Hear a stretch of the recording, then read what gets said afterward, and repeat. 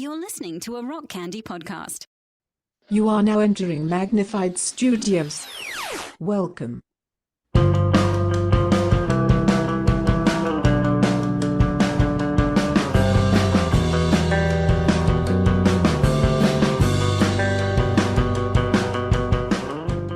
Coming to you from Magnified Studios, Magnified Pod presents It's Hard to Find a Podcast, covering your favorite indie bands from the 90s Christian alternative scene. Put your tape decks on record. I'm Andrew. I'm John. And this is our podcast. We're back after a little bit of a unexpected mini break. Yes. From a planned episode last week. Indeed. But we have an interview with our dude, Danny Bracken. Yes. From Anathallo. What a good dude. The best. We get into it. The history of the band. History of us, meeting at North Park. Mm-hmm. He shares a dope, mind-blowing tour story with us. Sure does. So good. And yeah, we're going to get into Canopy Glow here in a little bit, but John, I think we should just plow forward with this interview with Danny and then get into the album a little bit later. What do you think? Sounds good. Let's hear from our buddy Danny Bracken. Well, Andrew, today on the pod, we are very psyched to welcome in our old friend, great dude, talented artist, Danny Bracken. Danny was the guitarist in Anathallo, as we talked about last week. Today, he makes music under the name Low Lumens, a project that combines music and visual art, and he's the director of exhibitions for the Mattress Factory Art Museum in Pittsburgh. Danny, we are so pumped to have you on. Welcome to Magnified Pod. Thanks for having me. This is super fun. Absolutely, man. We've been waiting. I thought most people would remember him from the work that he did on Hands On. I mean, I think there is an important origin story here. True. As we alluded to last time, the three of us spent many hours together in a basement of a dorm in Chicago at our college, where I was ostensibly co-editor of our Christian social justice campus magazine. And Danny, you were a designer, and I feel like you were like on the bleeding edge of what was cool in Photoshop and stuff at the time, because I was like learning all this, like I don't know. I feel like I was blown away by the design work you were doing at that time. Every time we'd like give you all this copy at like midnight and stay up all night seeing how you'd put things into layout. But anyway, those were super fun times. Yeah, definitely. Bleeding edge 2002. Right? Yeah. Photoshop skills, I mean, pushing those pixels around. I was always very impressed. But yes, that's the origins of the three of us spending time together. I'm sure there were shows and things that we were at over the years. But yeah, I have distinct memories of being in that little office and talking to you about Anathallo, and that was like around the time, I don't know, what was, maybe Sparrows was coming out, or Hymns, I don't know. You guys came to campus and played a show at some point, maybe Holiday at the Sea, I don't know. Do you have any memory of around when this was? So I didn't join the band until 2004. Okay. Like the end of, it was at the end of the semester. So May of 2004 is when I joined. Okay. So they had recorded all those at that point, right? That had all been recorded and released. Okay. Yeah. Got it. And then I brought the band the following year. So probably fall of 2004 is when we played at North Park. But yeah, those records had all come out by the time I joined. Got it. I remember being particularly psyched about A Holiday at the Sea at the time. And this was before, obviously, you had recorded Floating World. So I think that's what I was most psyched about at the moment. And Andrew and I both have talked about that show. I think that was the first time both of us saw you. Probably. I'm trying to remember if I seem to have, I would have assumed that I saw maybe Well, when was that show you saw with John Ecker? John Ecker. It was at some venue in Lombard. I don't remember when this was. Again, like Danny, memories are easy. Like we're all old now. Yeah. Yeah, but I have to assume that show with John would have been before, because I didn't. Yeah. You know, that the anecdote of people seeing the horns come out and like whispering, like, is this a ska band? Who is this? So like, because I didn't know what I was really expecting either. So yeah. But that was keep people on their toes, you know. Yeah. That was a moment in which I think we were psyched on the sound you were developing, and seeing some of the songs from Holiday at Sea Live. We were like, oh, this is like this is beyond expectations of what we even thought. Like, we'd kind of heard about this band you were in, and like hearing it and then seeing it live, we're like, oh, actually we're obsessed with this band. So just to kind of talk like origins, how did you you were friends with the folks in the band before you joined, and like you said, they'd recorded some, but how did you end up actually joining the band and getting involved with it? Yeah, we were friends. I actually met, I think for my first memory of meeting Matt and Brett, we were in a community theater production. I think it was 5th grade of The Velveteen Rabbit. Nice. And Brett was the doctor, I was the little boy, and Matt, of course, was the Velveteen Rabbit. Wow, this is amazing. Yeah, so we had our early musical origins in community theater. That's incredible. Musical theater. And then we're friends in high school with those guys, and Matt and I played in a hardcore band with Joel, our old drummer, and then Erica, who joined the band later, and her sister. We were in a hardcore band together in the middle of high school. What was that band called? Oh gosh. You don't have to say if you don't. It's kind of ungoogleable because it's like before. So it's called Promise of Restoration. Yes. Okay. I do remember this. Female fronted hardcore band. Hell yeah. And then was that Erica, or was that her sister? Both. Erica and her sister was the lead singer. Erica was bass, but everyone, they kind of both sang. And hell yeah. It was so terrible. As long as that pit got opened up, it doesn't matter. Oh yeah. It was the pits. We'll say that.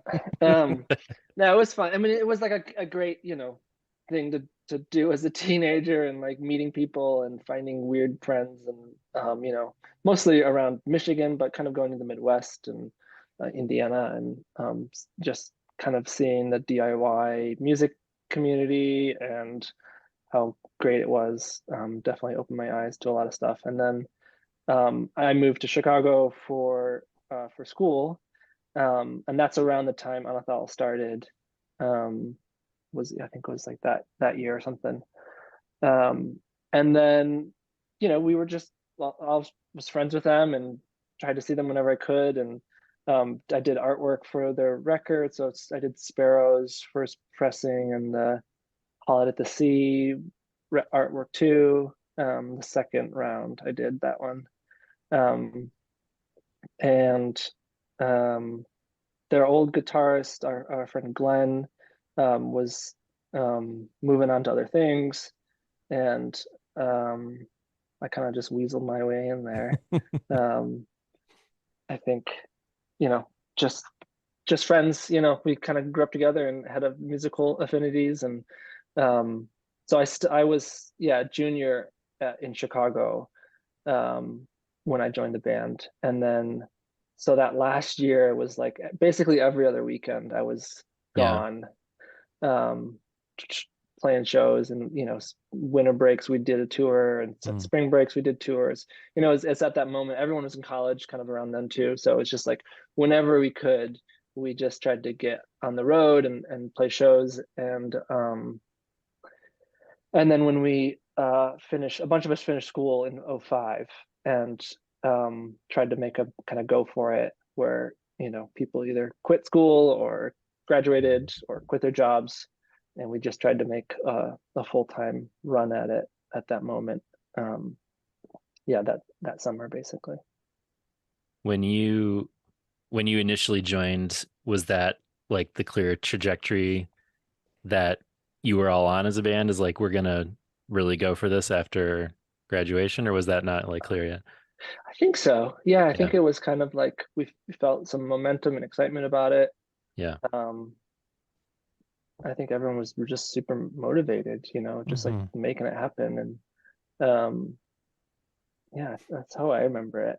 Yeah. It probably took some time to figure out, but it was like there was a moment where like I think Brett and Seth and myself and Andrew, we were all graduating that year. So it felt like kind of Mhm. a time to like, what are we doing? Let's Yeah. let's do this. We like all kind of like some people like all moved in together into an apartment, and I moved in with my dad to say, it's kind of how can we save money? How can we make this happen? Hmm. Um, because it felt like this was an opportunity, Yeah, to make a go for it. for sure. So you're talking about doing the second round printing of Holiday at the Sea. So you were not Hmm. packing bags of dirt with seeds in No, them. Okay, that was that just the first that pressing. that was the first pressing. Yeah, Okay. obviously limited ability Yeah. to do that a lot, and so we needed, you know, many thousands of copies. Yes. But I feel like the physical component of like, you know, taking on Othello as a project was always like an aspect of the experience that you guys always had in Mm. mind, like the tangible piece of it. Mm. So I feel like the seeds and the dirt was like one example of. I mean, we talked about Floating World and how Mm. intricate and cool the paper artwork was on that. So was Mm-hmm. that? I mean, and still, you and others are like involved in visual art as well as Mm-hmm. music. But was that always like a piece of how you all envisioned the band looking, or did that just kind of come up organically through what your interests were? Um, Yeah, I mean, probably or just an organic thing, yeah, it's like wanting something special and yeah, um wanting to do something different and trying to find ways to do that even at a large scale. Floating World it was always a balance of trying to, like as you scaled up and you're pressing like 20,000 copies of a CD, how do you make something special still? Sure. yeah, Um, and that's always a challenge. And we always like whenever we were doing T-shirts, we're always trying to get other artists to make weird T-shirts for us, and never recycling things, and always doing new things and trying to make it not. I mean, of course, it's capitalism, but like, how sure, do you make it a little bit more special or have some sort of uniqueness to it in Sure. yeah, this replications of it all. yeah, yeah. I feel like the Anathallo experience was never strictly listening to music and that living on its own. Like we've talked Mm-hmm. about how Yeah. much the live expression of it was a piece as much as, the physical art piece of it that we're talking about. And yeah, it just always felt like a very full experience project. And yeah, we were talking about some of those live shows and people have described them as like worship experiences and transcendent experiences. And I think there's clearly like a thoughtfulness to what you all were trying to do with the project, whether it was something you discussed or like we said, just something that kind of came out of who you naturally were. You're starting in these Velveteen Rabbit origins, and those are bleeding their way through theatrical experience in your work. But I don't know. Yeah, when I think about the band looking back, I'm like, I think about it. I think about like the physical experience of watching you Yeah. and like looking at these liner notes as much as I think about sort of listening to music on my own. Mm-hmm. So no question there, just an observation. Yeah, I think it just kind of comes down to having experiences of seeing other performers and seeing how powerful that is and how Yeah. magical it can be. Uh, being in a room with 100 people or 50 people or something and having like an incredible experience and wanting to like be part of that, I think Hmm. is part of the motivating factor. And seeing a lot of crummy shows too and being like, oh, that's not what I want to do. I think that's Yeah. I always say like it's even sometimes more motivating, right, to see something done poorly and be Right. like, that's not what I want to do. And that's like I know that I could do something better than that and more compelling. And I think at least for me, it can, can speak for myself. that was a motivator in trying to make an interesting live show and Yeah. making interesting music culturally. Mm-hmm. Yeah. So when did you said you guys graduated in 2005. So were you working on Floating World at that time, or was it at kind of after graduation that you just went full into writing mode, or how did, because that came out in 2006, right? So Yeah, it would have been February of 06 was the release. So yeah, we had been working on it over that, from probably starting in 04 and into 05, and then started recording in the fall, I want to say fall of 04, 05. okay. Probably did some intensive writing, a little foggy to be honest. Sure. Intensive writing then, but definitely started recording.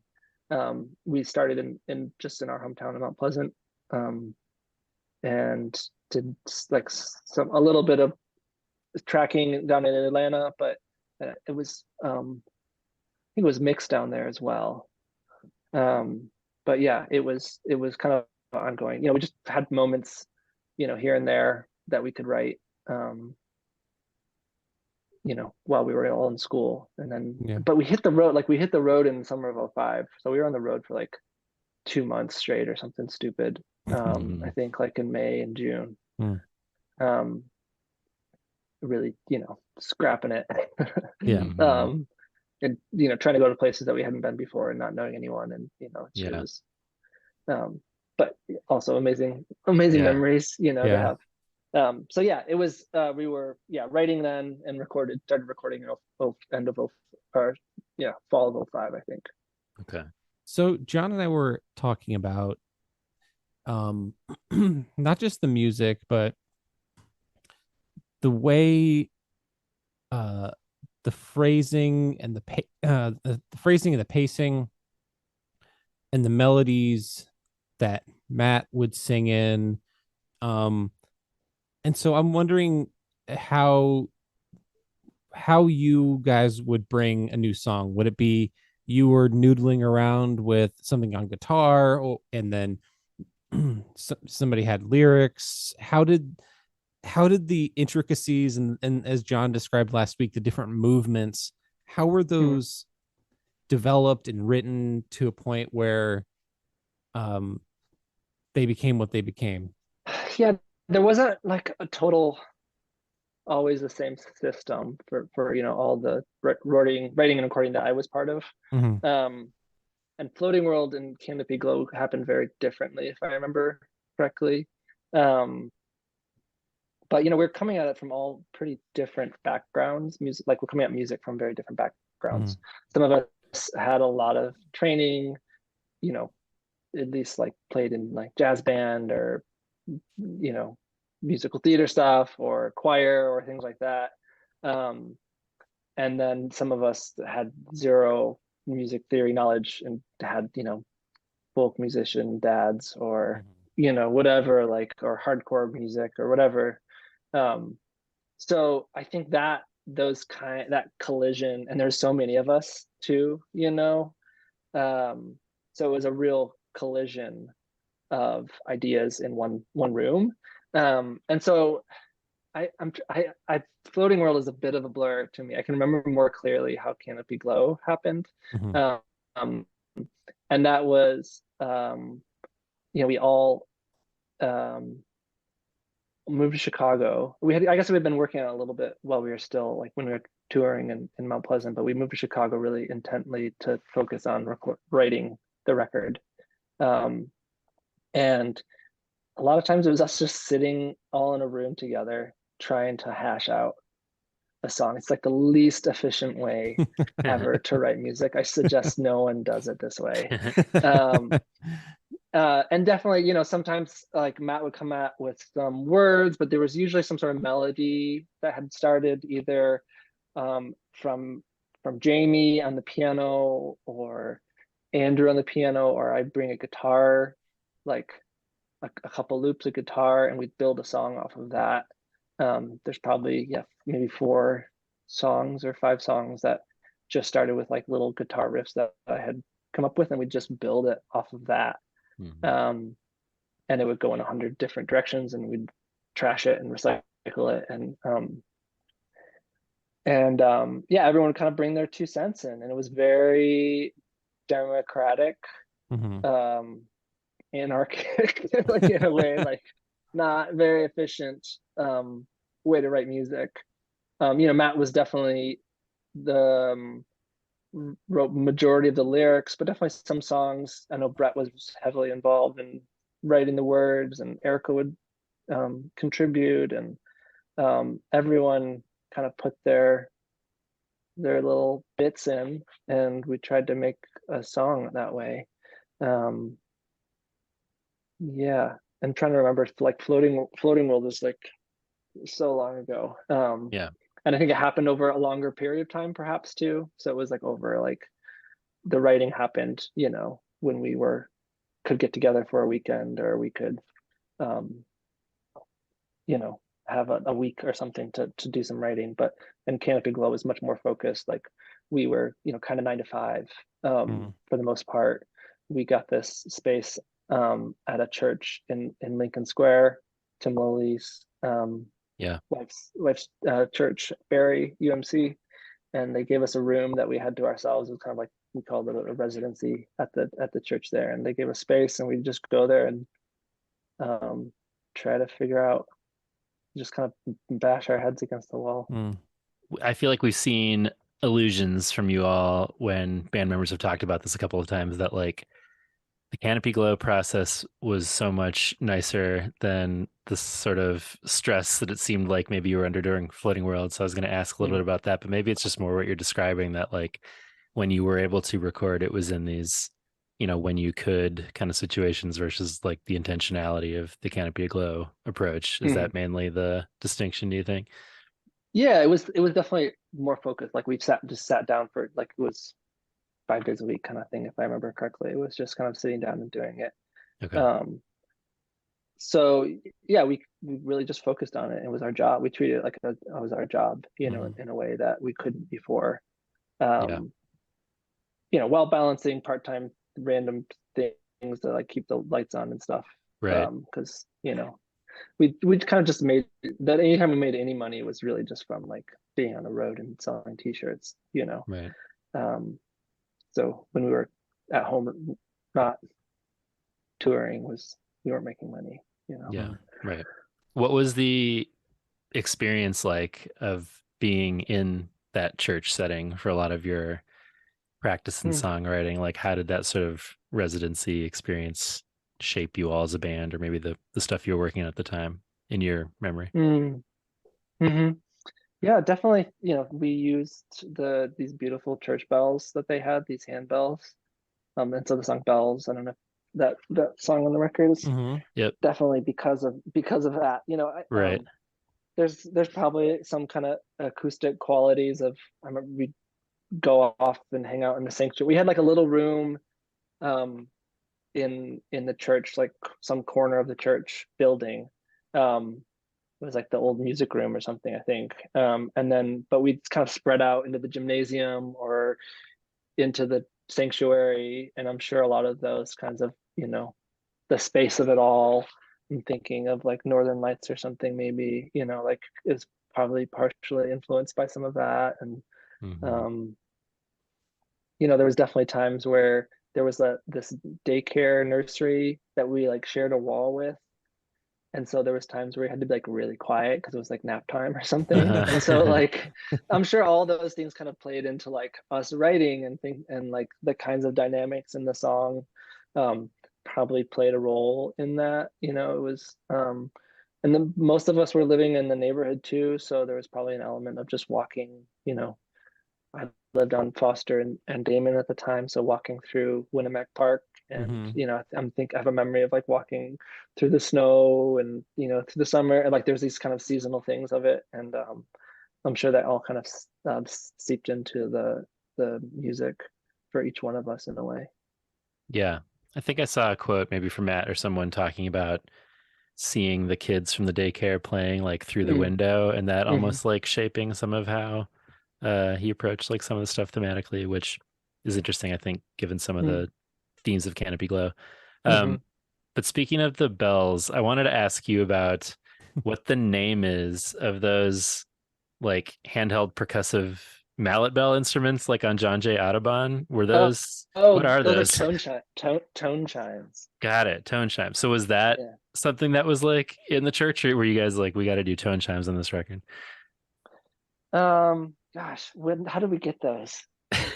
They just seem like such a specific Yeah. sound and like physical action. And I feel like Matt and Brett when they were growing up, were part of their church's right. bell choir or something. Yeah. And so that was part of their kind of, sonic imprint, I Yeah. imagine. Yeah. We must have had the bells, those tone chimes, before we started writing Okay. the record. I'm not sure Sure. the timeline of it. Yeah. Yeah. But yeah, it was like, how can we have handbells that could fit in a suitcase and Yeah. are small, because like real handbells are, super expensive and Right. super clunky. But this is like, you could have this as a carry-on on the flight, Yeah. they're like packed up into a nice suitcase. Mhm. Tone chimes, I forgot about those. I like those tone chimes. So good. Talking more about like Canopy Glow versus Floating World. Floating World was initially self-released, right? And then Network released it after that. Like, how did that? They were part of it from the beginning of the Okay. release. Okay. Got it. We So we kind of licensed it to them basically got for it. release. Okay. And yeah, it came out in February of 2006. Okay. I thought there But was it some was kind of like re-release thing later. we kind of like formed our own. I'm trying to remember this now. We like had our own record label kind of, but we had a deal through Network's distribution Okay. deal with Sony BMG. Right. So that got us into stores. So yeah, they kind of helped with the distribution and everything right Okay. from the get-go. Okay. I think it took a while before it was in stores, so we had it like in our hands in February, but I Okay. don't think it was maybe not released until a few months later. I forget exactly the timeline. Got it. So then for the process of Canopy Glow, Mm-hmm. that was on Anticon, Mm-hmm. right? Which was mainly a hip hop label, if I'm correct. So like, can you talk a little bit about how that process was? Yeah, we had played a show with Y, um, and kind of hit it off with them. And I was like, a bunch of us were big fans of the band, and so we had like a support gig with them, and kept in touch. I think we sent it to Yoni, the record, and was like, hey, like we were sending out to a bunch of people, and they were like, this is cool, and they were at a moment where they were doing other kind of stuff too. Mm-hmm. And it felt like they were weird enough, it's like we didn't really belong in anywhere. Right. And they were weird enough where it kind of made sense to work with them, and they were super psyched on it. And they had a kind of collective that ran the label, or at least that's how it started. And so there's some kind of similarities, I guess, between that and just felt like a good fit to work with them on the release. Cool. Yeah. And was the release similar to the recording in that it was like you all could like relax a little more versus the first record, or was it similarly I don't know, a scrappy experience like with Floating World? It's always scrappy. It was Sure. never Yeah. Okay. Never it's easy. always a hustle. Yeah. I think the record came out, and then we were like, we did like 3 weeks in the US, 3 weeks in Europe, and then 2 weeks in Japan, all like back to back to back. Yeah. And yeah, and then did a ton of touring in that following spring as well. So yeah, it was kind of intense, and it was Sure. like how we maximize this and everything. Yeah. How do you book shows in Japan? Like, how did that? Did you have who was doing that for you, or were you doing that yourselves? No. It's I don't know how you could do that yourself, really. Canopy Glow came out with a great little label called More Works in Japan. Okay. And as part of our deal with them, we were like, we want to come over to tour. And so that was part of the contract, like agreement for they could, have the rights in Japan to do the record if they brought us over to tour. And so that's how it happened that way. And then we had a different booking agent in Europe and a different agent in the US who did all that work for us. But they're amazing. And so they arranged tours as well in Japan. This guy Yuya, who owns and runs More Works, and they took us around for 2 weeks. And it was amazing. Whose idea was it to put out a DVD of? Was that from that tour where you? That was from that tour. Okay. Yeah. So who set that up and how did? I don't know. There was just like a crew of like people that came around with us. I don't know if it was like some people who knew us or liked us, or it was through the label, or maybe it's both. But I don't know if we knew there was. This is like kind of thing happened all the time where people were like, we're going to do a DVD or we're going to make a film. I'm like, okay, cool, whatever. Like, and it never happens, Sure. So when I was like really surprised and it was like became a thing. I don't even know if I've seen it ever. Like I've seen parts of it. I think there's like, it's on YouTube maybe. Yeah. But I never really saw, I don't have a copy. I never got a copy of it. Oh, wow. It's something label. I mean, I think it came out with label. I think the label was involved in like making it happen, but I don't totally know, to be honest. Okay. Well, if you want to watch it, you can buy the DVD on Amazon for $136 right now. Oh, that seems worth it. Yes, I believe there is some on YouTube. And I feel like you should reach out to that person and be like, do you know what's who the deal? Do you know who I am? Do you know who I am? I want my 16-year-old DVD. Yeah. Well, to speak to something you were just saying a little bit with like Anticon and like not really ever fitting in anywhere easily.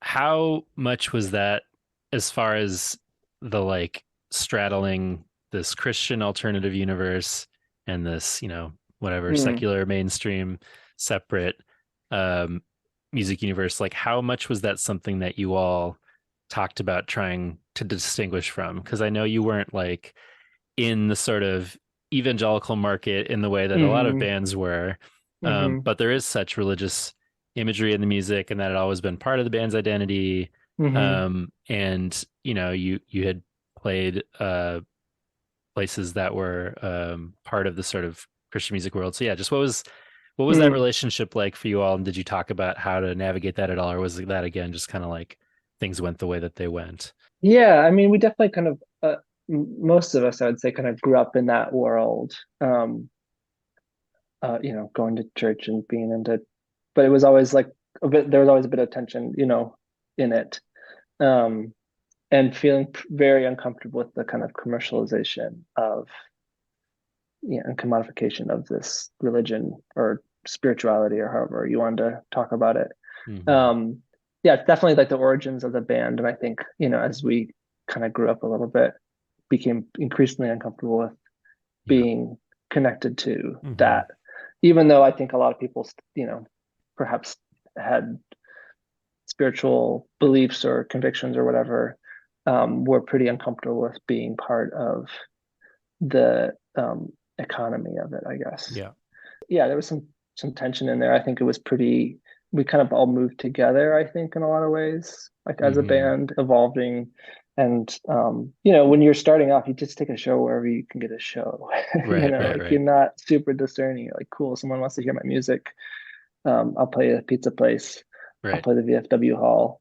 I'll play the church basement. It doesn't really matter that much. I think as you like can start to say no to things and have the option of where you're playing, I think being considered, I think it's always like cheapens the art a bit, if it's like, wait, are you here to see me because you like my work or because I fit some sort of box for you? Right. It's like a safe thing.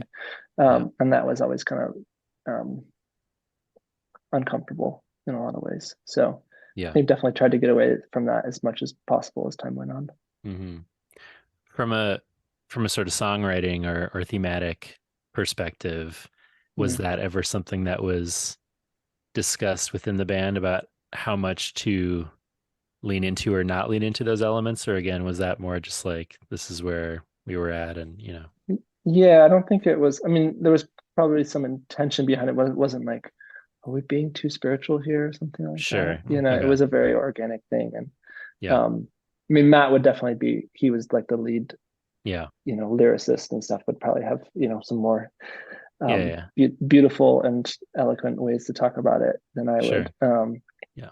But I don't ever remember it being like, are we being too spiritual here or anything like that. It was just like kind of a natural evolution. And I think there was, and like I said, even though I think a lot of people, some people still had pretty strong spiritual beliefs or convictions or whatever,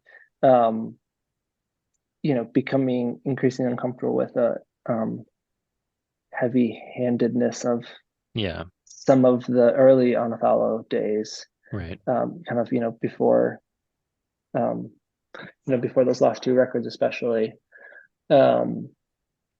But it's just like kind of growing up, it's like we were like 20, 21, right. so it's like we were just kids and trying to figure out what, and as we kind of like grew up and learned and got to see the world, especially, I think it was an opportunity to kind of it's kind of grown up, and it just happened to be like in a little bit of a public realm.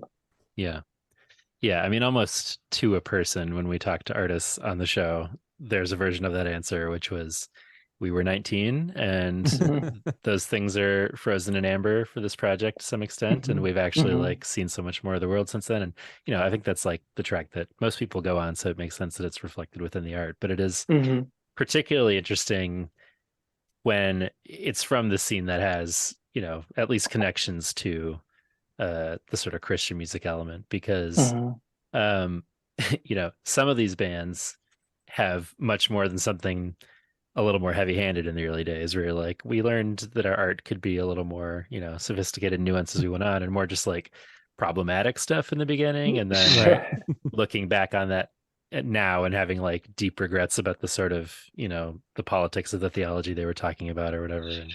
And that doesn't, I mean, even tracking Anathallo's progression in terms of like how to present a spiritual element to the lyrics, and watching that, transform in a similar way that you were experiencing, where I'm like, I'm tracking along with you on this journey, and I appreciate the ways that you're headed. Like, there are you don't have anything to look back on to be like, boy, I'm embarrassed that exists. You know what I mean? I feel like that's a distinction among bands that we've covered, maybe to some extent.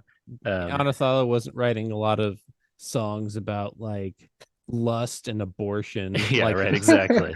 That's what Floating World is about. It's about abortion. Oh, I knew it. The dead dog is actually a baby. Oh man, you're blowing this thing wide open. It's like kind of, just kind of growing up and I think being okay with it, and like not ashamed of it. And it was like a moment in time, and moment in all of our lives, and it is what it is. Yeah, totally. Well, I mean, so much of it still resonates for me in terms of like expression of faith as a middle-aged person now. So I think a lot of it holds up very well. But to get to a little bit more about Canopy Glow, since we're talking about that this week, you mentioned our friend and professor Tim Lowley being involved with the band in different ways at this point. His wife was the pastor of the church, as he mentioned, and then also the cover of the album is from his painting. Can you talk about how you guys landed on using that as the artwork for the record? I mean, Tim was a close friend and a huge supporter, and really the reason I became a visual artist in many ways is because of his influence, and me coming to North Park there, and was just an enthusiastic Anathallo supporter too, and dragged and kind of helped give us impetus to move to Chicago. We were in Mount Pleasant, and we were trying to figure out, we had finished the kind of Floating World cycle, toured just crazy. I think in 2006 we did 200 shows or something bonkers like that. Wow. And knew we need to get back to writing, and the prospect of going back to Mount Pleasant, and like living in a small town. It wasn't so bad, moving back with my dad. I love my dad. Don't get me wrong Yes. here. But as a 20 something, it was fine because I was on the road for like 9 months, right? So it wasn't that big of a deal. It was like actually quite nice to come home. But it was like the prospect of being in one place for a while, doing some one-offs, but mostly just sitting, being in one place and working on the record. Um, I think a lot of us felt the need to be somewhere else and get some more influence. It's like touring is such a weird thing where in a lot of ways you get to see a lot, and you get to meet people and everything, but it's also like just hours in the band and hours like just kind of brainless, life numbing kind of world. And I think we felt the need to have other life experiences and get new input and see other music and art and do things, and felt like we really needed to be in a city to have that kind of input. Mm-hmm. And we looked at a bunch of different places to move to, some places we had connections to, and it kind of, I think a big reason was because we had this practice space arranged by Tim, kind of pitched it to me. I'm sure we were in conversation about what Anathallo was up to, and he's like, well, we have the space, you want to do this thing, and it just kind of made sense to do it. And so we all moved more or less in that winter of 2007, I guess it would have been in. And yeah, I mean, we were pretty involved with things happening around the church, and like we did some like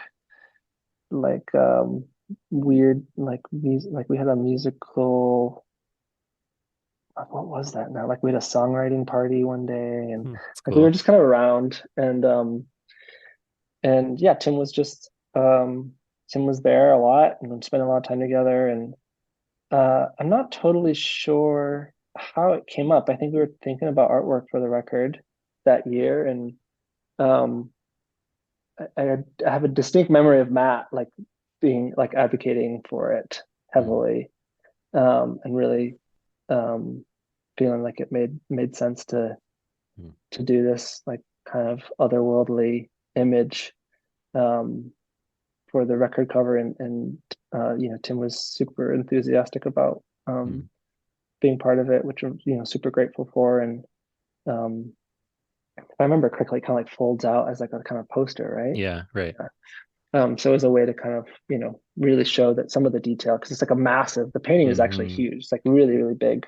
It's a beautiful work, and felt like some threads that maybe connected to some of the themes of the record. And it kind of made sense in the writing and creation of the record, I think, as well, just because of the connection to Tim and Sherry and Tema. Yeah, I'm trying to remember the best I can, but yeah. No, that's great. I mean, I ask partly because it is such a striking image, and for folks who may not be looking at it, like, so the square is, as Danny was saying, a piece of this larger canvas, the square of the cover, but the cover is of his daughter Tema, who is disabled. And I think people, I heard people refer to it as like there's a dead girl on the cover, and I think that's people's maybe first impression if you look at it. And I think there is a lot of sort of fertile ground there in terms of the ways this record might wrestle with death and sort of relationship to the earth and those things. So I don't know, I wasn't going to press you on the like lyrical motivation tying in with that, but I did. Yeah. I don't know if I'm way off in thinking that, or if it's like goes deeper than that, but it does seem to have some of those obvious connections.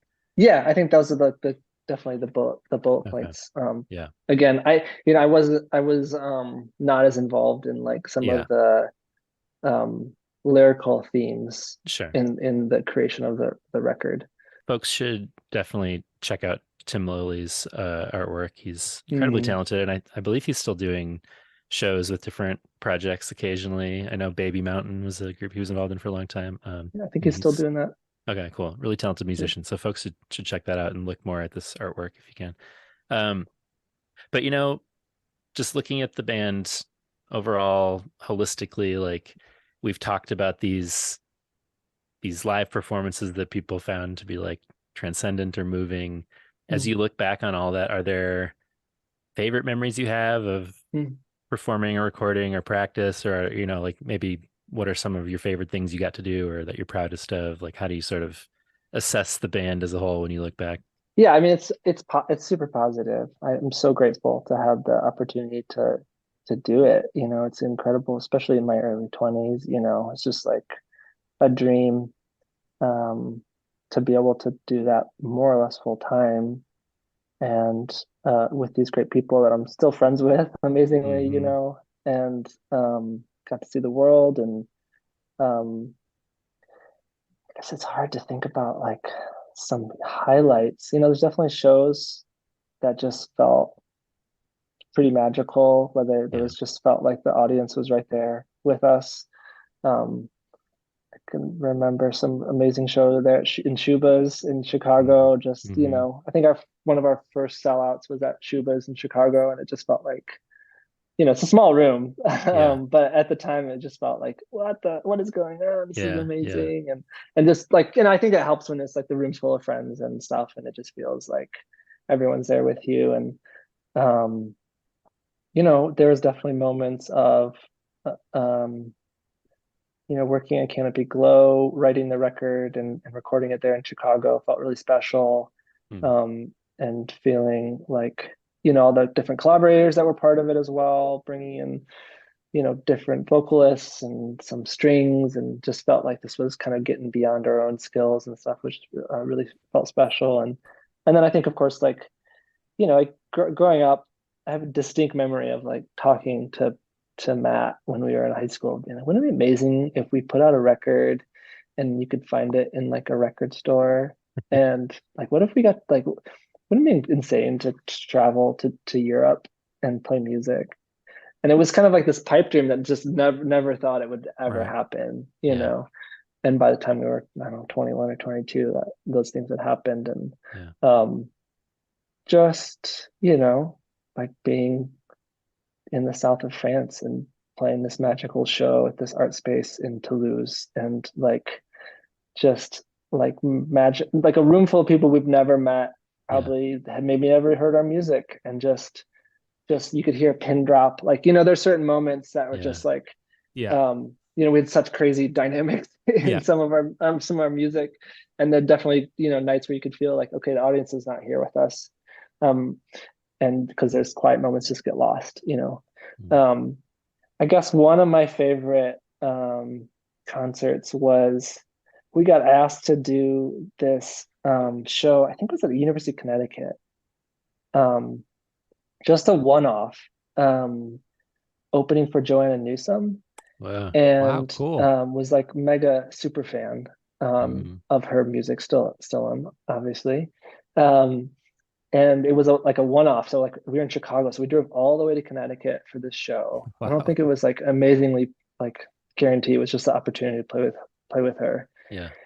And there was a few other openers, like way too many like art like acts for the show. And we were playing before her, and she had been in her dressing room like the whole night, and like hadn't come out for anyone's sets or anything. I mean, maybe she did, but it didn't feel like she was just kind of doing her thing and warming up, and as artists have to do. And so I think part of us, like, we got on the stage, like getting ready, and it felt like, this is such a like, maybe this is a waste. Like, we drove all this way, she's not going to see us, and it's like we're playing in this weird college campus or something. And we played and we killed it. Like, it was like the audience was just there, and the acoustics were amazing. It was like in this great auditorium, and like they had us, like they made us do an encore, like just as an opening act. Like, it was just like we just killed it. Cool. And it felt amazing. And I turned the stage, and Joanna was standing on the side of the stage. Ooh. And was crying, and she was crying. Whoa. And she was like, "You slayed the dragon." Like, she told me this.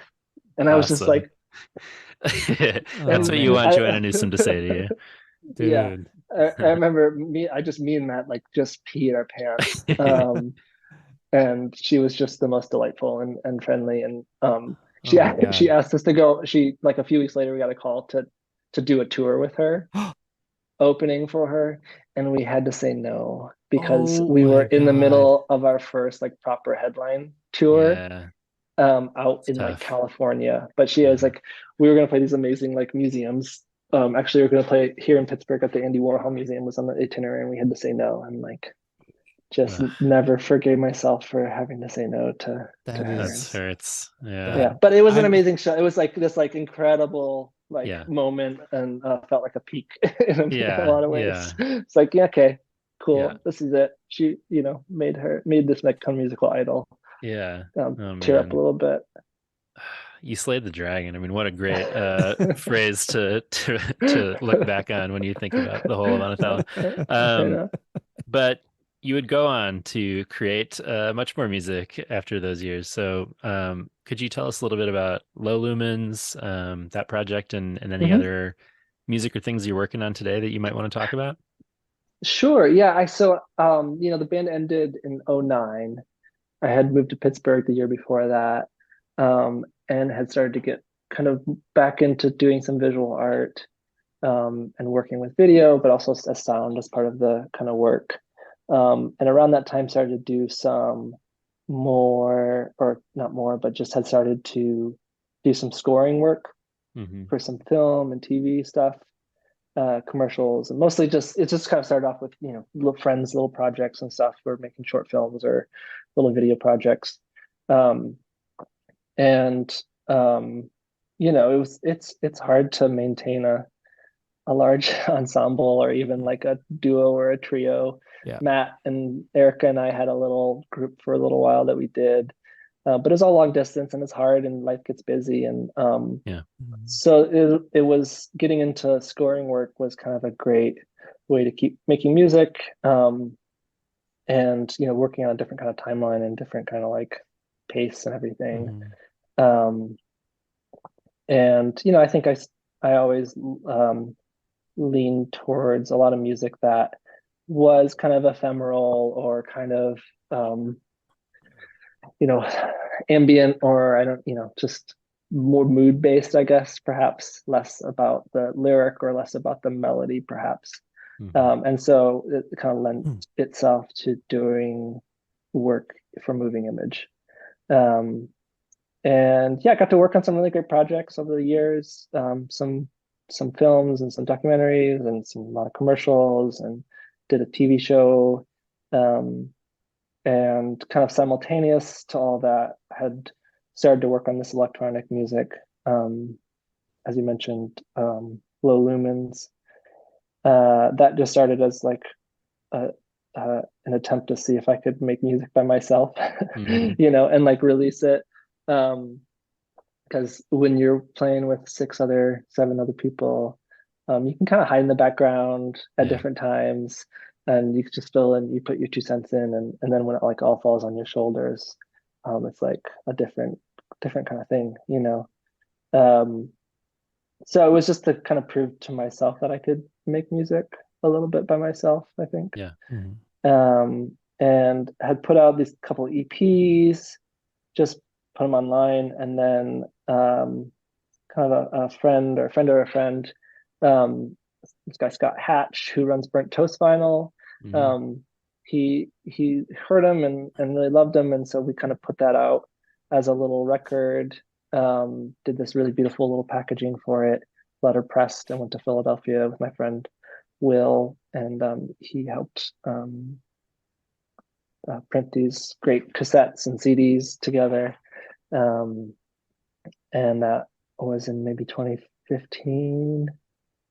And then a couple years later, I released kind of like a proper full length record, again with Scott.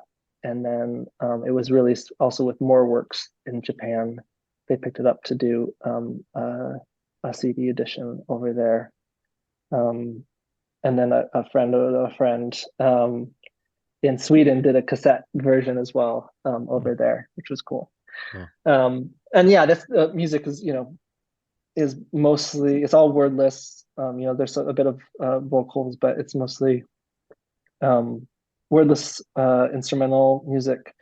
And I got the opportunity starting in 2018. I worked with a good friend, Sam Hodges, to develop a live performance for it. And he's kind of a multi-talented master of all trades. But he does a lot of beautiful motion graphic work, animation things. And so we kind of worked together to figure out this live performance. I love performing live. It's kind of an incredible experience. And there's nothing like it. And so I miss that aspect of making music. It's mostly, working again on these films or commercials or TV shows or something. But to be honest, a lot of it's like computer music is pretty boring to see a dude. Right. Even if I'm like triggering things and performing, even if it's like a performance, it's not super exciting. I've never really been super compelled. I often think about what would I want to go see, Right. That kind of compelled me to think about how to make a great live performance. And so Sam and I worked together on this live performance where we kind of built this system where I could perform the music while kind of simultaneously triggering videos that I was then manipulating live with the sounds. So as I like faded something in or changed a value, like the reverb or something, it was then affecting the image. And it kind of tied in with some of the themes of the record. Got the opportunity to do that just a handful of times before COVID kind of killed all that. But did a little like Midwest tour, did a few performances in Tokyo, and then a couple performance in Portugal as part of this arts festival that I was part of. And then the last time I did a performance last summer for this really cool little festival in State College, Pennsylvania. But yeah, maybe less than 10 times it's ever been seen. But it's a great way to kind of merge some of the, thinking about performance, and thinking about some of the visual things that I was working on and some of the music things, and kind of bringing that all together into a experience or something was pretty satisfying project. Yeah. Do you have any Low Lumens projects on the horizon you can shout out, or it's just kind of an ongoing project? Kind of an ongoing project. I had like 75% of a record finished. Okay. And then the COVID happened, and it just kind of lost motivation for it, to be honest. And now I'm like, do I go back and work on this stuff, or do I just start fresh? And so and then it's like it's the thing too that there's no deadline for. Right. So it's I'm not getting like phone calls asking me to do this thing, and I have 100 other things that I actually do have deadlines or do demand my attention. So I mean I'm sure at some point there'll be more music, but it's talking about a niche of a niche. This is like a niche of a niche of a niche. It's the nichiest thing ever. So it's it's hard to prioritize that amongst all the other things. Well, I hope you get the space to do that and that there are more performances in the future. I saw some early iteration maybe in Chicago, like, I don't know, 10 years ago. Does that sound right? Maybe it was later than that, but maybe it was before like as complex as the visual element became. But I saw there was a projector and a screen and stuff. So I don't know. Where was this? Like a gallery in Lincoln Square. Does this sound familiar? Was it with That might have been my other Oh, project that with was the other band, Erica. maybe. Okay. Yeah, I that think was in our my, yeah. No, There was our describe what it project called. was. It was our project called Doubles. Erica and I Got it. started it. Okay. So I think yeah, we played at Art Gallery in Chicago. That might have. I think it was our only performance. Okay. And Matt joined a little bit later onto it, and we did like a little bit of recording on it, but it was short lived. Okay. Well, I had conflated that with Low Yeah, Lumens in my head and yeah, merged them, but that show was yeah, great anyway, and I would like to yeah, see a Low Lumen show at some point. yeah, yeah, yeah. So yeah, encourage you to continue that work. We'll be interested to track whatever music and art and cool things you create in the future. But it was super fun getting to catch up with you, man, and hear a little more about your work from a long time ago on Anathallo and sort of unpack how meaningful it was for me and Andrew. So thanks for coming by. Yeah, of course. It's a treat. It was a couple lifetimes ago, so I apologize Right. if I didn't get No, all the juicy nuggets that, you're looking for. it was great. The Um, nuggets were plenty juicy. yeah. But yeah, if folks want to find out more about you, they should check out DannyBracken.com and lowlumensmusic.com. Anything else? There's DannyBrackenMusic.com as well. Oh, That's like sorry. I thought I my nailed it, but score there you go. my scoring work is Okay, kind of there, so you can see cool. some weird projects on that. But yeah, um, that's the place to find it. Awesome. Go Yeah. check it out, everyone. That's right. Danny, good to talk to you. See you Yeah, soon, good to buddy. see you guys. Thanks so much for the invitation.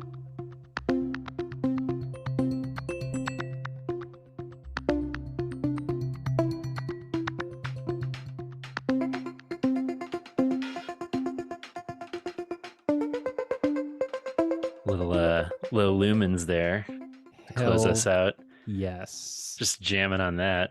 Mm. Spent a lot of time jamming to low lumens after we talked to Danny. If you're looking for a real vibe out sesh, can't recommend that record, The Distant Everyday from 2017 from Danny's project Low Lumens enough. Go check that out. Check out Danny's work in general. Great guy, good friend, Great guy. talented guy. Grateful to have gotten to talk to him a bit about the band and about the album Canopy Glow. But Andrew, that's not all that we have to say about Canopy Glow in this episode. Oh, far from it. Should we take a little break and come back and float down that river under the Canopy Glow? Absolutely, but maybe less of in a less traumatic experience. It's more of a chill floating down the river, less accepting our imminent death. Yeah. When we come back, we'll be discussing Anathallo's 2008 record, Canopy Glow.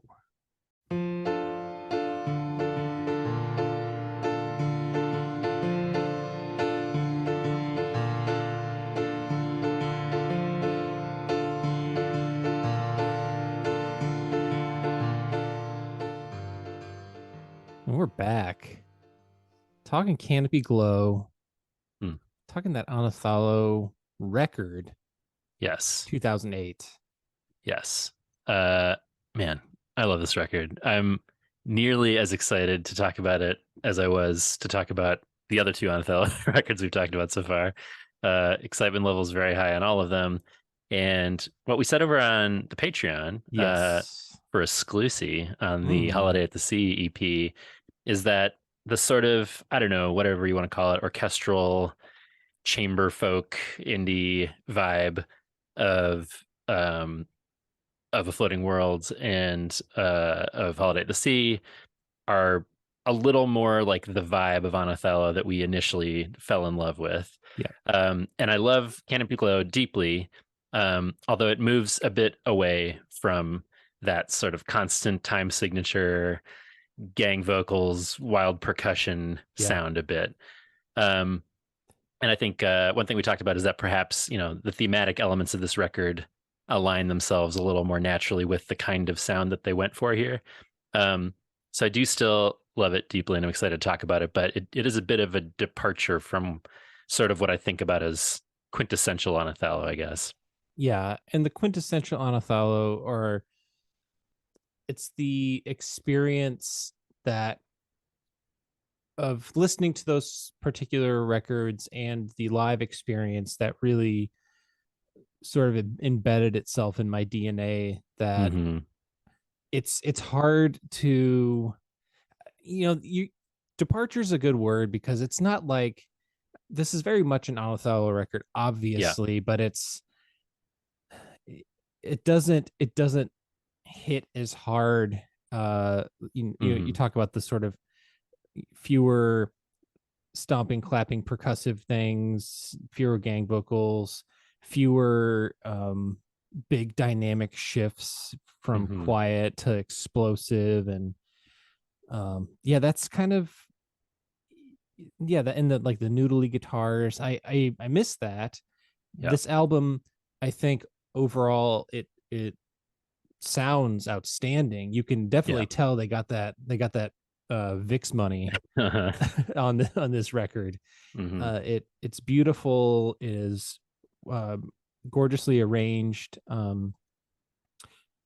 but there's that sound it's missing for me, and I never expect a band to make the same album over and over and over again, but I hoped that there would be some of those callbacks to certain things that when you think of Anathallo, you think of some of the elements that we just mentioned, and those moments are not as striking on this album. No, and having said that, I do still really love the direction that they went here. I wasn't disappointed at all by this record when it came out, and I still really enjoy looking back on it. I mean, once again, my rating system, every single song is in yellow, which means I love it. So no complaints about this. But yeah, if we're talking about that pure Anathallo, hook it straight into my veins, it's more the earlier sound they had. But I think it was a cool and interesting direction for them to move into a little more on this record, which was released November 10th, 2008, as you said, on Anticon, which we talked a little bit to Danny about, primarily a hip hop label, but looking to kind of sign some interesting acts at the time, and it seemed to be a positive experience for everybody. Yeah, Matt Joint's flow and his freestyles on this record really hit. Hey, I mean, I wouldn't object to that. What's the thing from Holiday at the Sea that we were just singing? The like 19 Dancing with the Scorpion for 19 years. Oh yeah. That's a little, it's kind of a sick fire, 16 bars there. Danny's beatboxing in the background. But this came out of a time when, again, as we talked about with Danny, they were offered an artist residency at church in Chicago, Barry United Methodist, and sounded like a really positive experience for everybody, for kind of where they were at as artists and as people, and it allowed them the kind of space to focus on really crafting the kind of record they wanted to in the way they wanted to, and spending a lot of time at the church together, kind of using that for practice space. And I don't know, it seemed like they were in a good kind of mellow place, so it kind of makes sense that the album feels a little more built around that experience, and we'll talk about that as far as thematically and instrumentation wise as we go through the tracks too. But it was produced by the band and mixed by Neil Strauch, who also recorded it at Engine Music Studios in Chicago. I believe they referred to him as a Frengineer, which is cool. And then also additional engineering by Neil also did additional engineering for Bonnie Prince Billy and Joan of Arc, so some pretty cool creds there. So mixed by him and Eli Cruz and Tony Espinoza, and mastered by Mike Wells. This iteration of the band at this point was Matt Joint, Brett Wallen, Seth Walker, Danny Bracken, and now on this record, officially joining the band, Erica Froman on vocals and auto harp, and her vocals are huge on this record. She was a big part of a beautiful voice. Really does. What's her deal? She's married to Seth Walker, another member of the band. All right, well, whatever. And so she's definitely a presence on Floating World, but she's much more prominent here. I'd say a big part of kind of the sound of this record, and all the better for it. And Jeremiah Johnson coming in on drums on this record. He was also an additional musician on Floating World.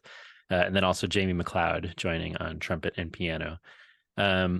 Additional performers on the record include Nathan Sandberg and Andrew Dost, both former members. And Andrew had left at this point, but also gets some song credits on a few of the tracks here. And then also Ben Brandt, Ethan Adelsman, who we went to college with, Meg Lauterbach, and Peter Brandt. And we also talked about this with Danny, but they used a portion of our friend and professor Tim Lowley's painting Tema on Earth for the cover, which is a very striking image. And I don't know, we touched on it with Danny, but did you have any kind of thoughts about that image, or what do you think about when you sort of think about the artwork for this? I guess. Yeah, I guess I didn't initially know that this image was his daughter. I didn't know that this was painted years prior. I didn't know that it was such an enormous painting. Yeah. It's but it's I guess it's displayed in a museum, I think in Washington. Yeah, that sounds right. And I looked it up, and it looks like they did some colorizing or something to the painting for the cover, and it's a bit more cropped, but it is a very striking cover. It's interesting. I tried to kind of touch on this sensitively with Danny, but like I feel like a lot of people that I talked to who didn't know the context assumed it was like a corpse on the cover, right, which is sort of in keeping with the record, but also a lot of Tim's work is of his daughter. He mostly paints her, and as we talked about, she's profoundly disabled. So I think she was just in sort of natural state, and he was just painting her in that moment. But if you didn't know that, it could take a very different context. So it is a very striking image. I think whether or not you sort of know that context, it's sort of, I don't know, it sort of makes sense either way. If you think about it as sort of like a almost disturbing cover, it kind of makes sense for the context of the record. But if you also know the actual story of the Lowley family and how sort of loving they are and their relationship to the band, it also makes sense as kind of a tribute to that in a way that's actually like a comforting image in some ways. So anyway, very striking, different from the design of Floating World, which, we posted like this intricate laser cut little, little cutouts of like, I don't know how to describe it. It's like a stenciled sort of back and forth images that are very elaborate. And Greg Leppert designed that, and he again did the design and layout on this record. I also want to just call out something that Tim Lowley had said about his art and about painting Tema. He said in an article back in 2002, he said, "Part of my fairly political agenda is to say that disabled children are a part of life. These are not freaks.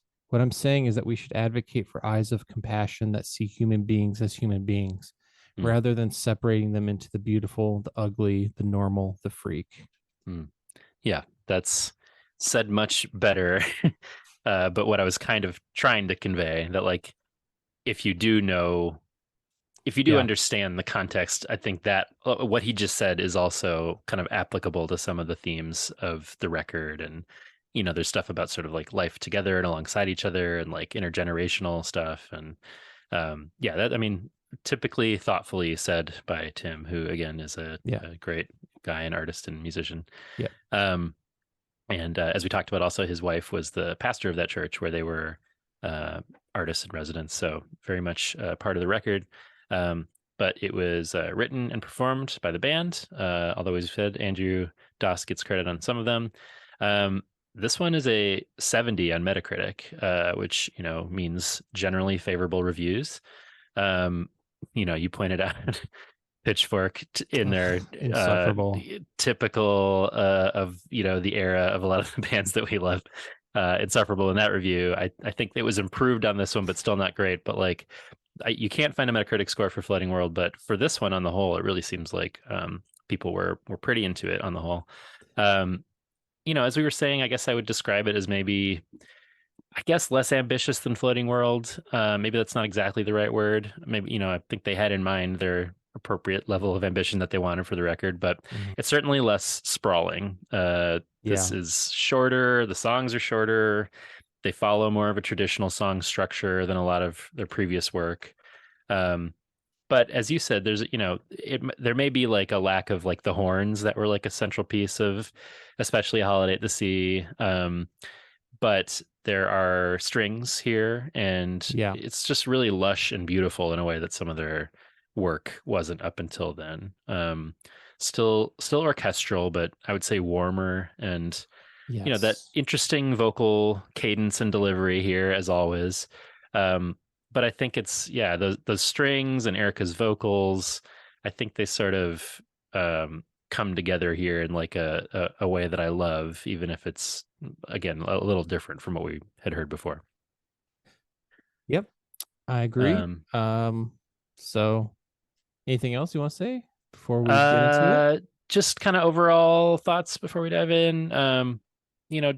Different structures, as we said, for a lot of these songs, but so many of them still come together for these like really beautiful culminating endings in here in a way. And I think if I think about their previous records, I guess I think about all these twists and turns that they take, and this one feels more like a kind of slow build to where the last movement of each song kind of comes together in this. I use the word like transcendent or euphoric about a lot of the turns that Floating World takes in songs, and I would say these songs do often reach that point in a different way, but by the end it sort of builds to this, again, sort of lush, beautiful, rich sound in a way that I'm really into. Again, kind of death, but the beauty of death and sort of the balance of death and life seems to be a major theme here, but also kind of more broadly about just our connection to the vastness of the world and to trying to make sense of our place in it. I think you can hear that in a bunch of the songs here. Yeah. Also, you mentioned less, maybe not necessarily less ambitious, less sprawling, but certainly shorter. By a full 10 minutes from the previous record. So there's and 10 songs versus 14 songs. Right. So maybe some people might say more focused, more focusing on fewer songs, putting more energy into fewer songs. But I don't know. Everybody has their own. Yeah. I'm going to be curious to see what people remember about the record or think about it, what they thought about back then, what they think now. Yeah. Same here. If the sort of math rocky elements aren't for you, I wonder if this works better. So, but I say let's get into it. Let's get into Noni's Field. That sounds very inappropriate. I apologize. Sorry, Noni.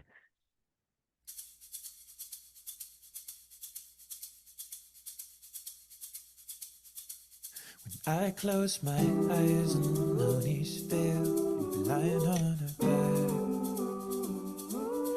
I dreamt that the ground splits a seam and the spirit blows.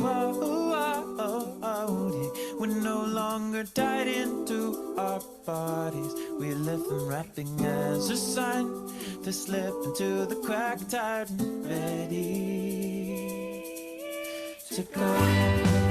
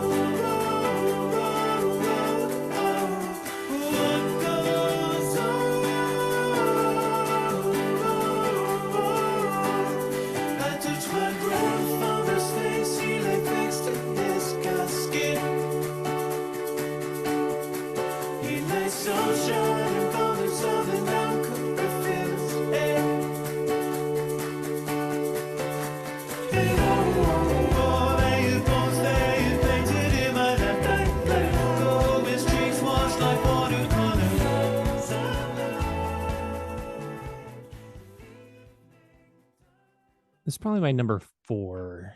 Okay. It's my number 2. Okay.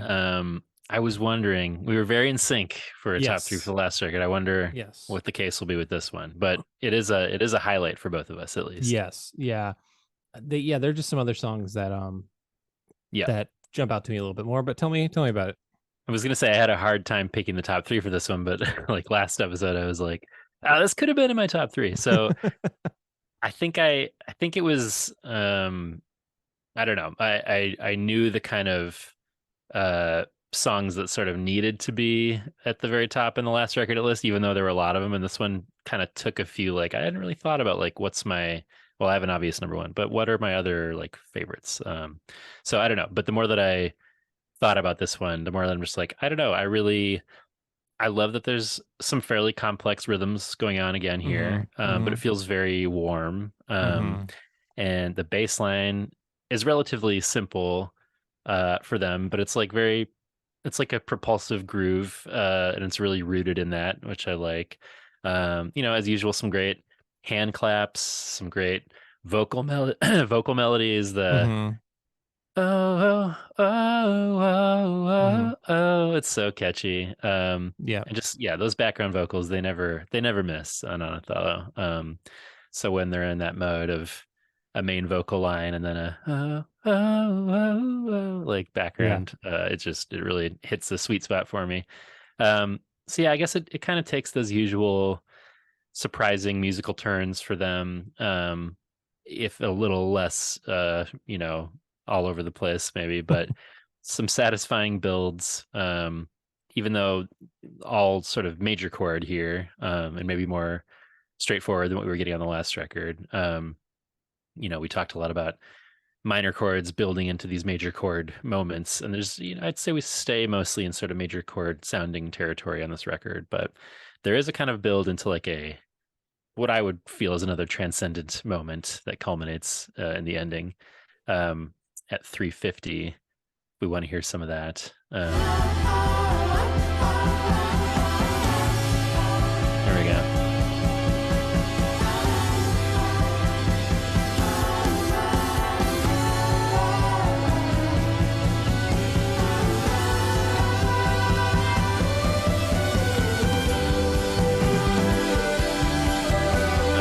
So good.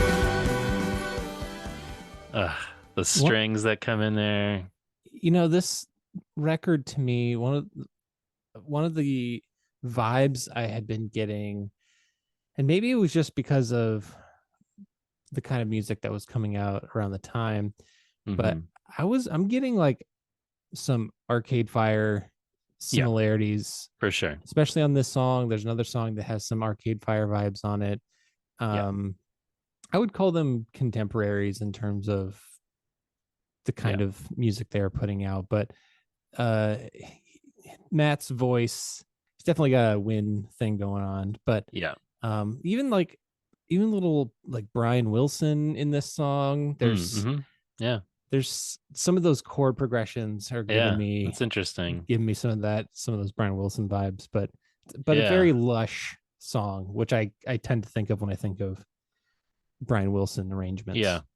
No, that's interesting. There does feel a sort of Pet Soundsy type chord progression moments on this record. That's an interesting comparison.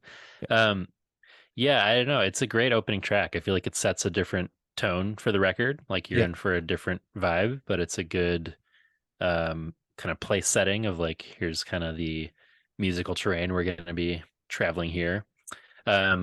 And thematically, I feel like it's really rich. So this was so a lot of the kind of stuff that we can find. I think a lot of the sort of like Wikipedia things and places like that have footnotes go back to this blog that they had for a long time, which has been fun going back and finding, because I haven't thought about this in years, but it was called your oldies. What was it? Your happies make me go oldies, or your oldies make me go happy, or something like that. Something like that. It was a blog spot that the band ran, and Matt would often post stuff on there. And this one was about his grandpa's funeral. So I assume Noni, is his grandpa. but kind of just a really lovely meditation on what happens to us after we die and how we remain connected to people. He says, "Still, I don't know what goes on. Will my thoughts burn in unseen patterns, form a dim glow in your mind long after you remember who it was that I looked like?" Um, and then it ends with, "You, how will you go out through your mouth in a sigh into a space we don't know?" I don't know. I just really, it's sort of a moving meditation on losing someone and on sort of accepting the mystery.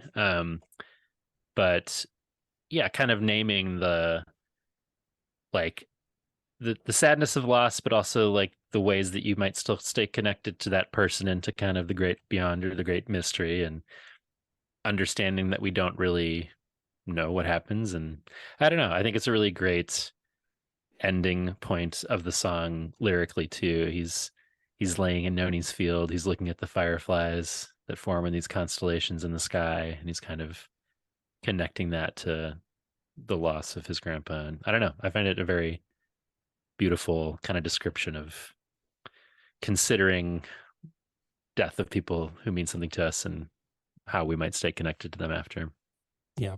Always a thoughtful and unique wordsmith. For sure. I dreamt that the ground split a seam, our spirits floating. Love it. So cool. Yeah. So evocative. Yeah. Into it. Idolo.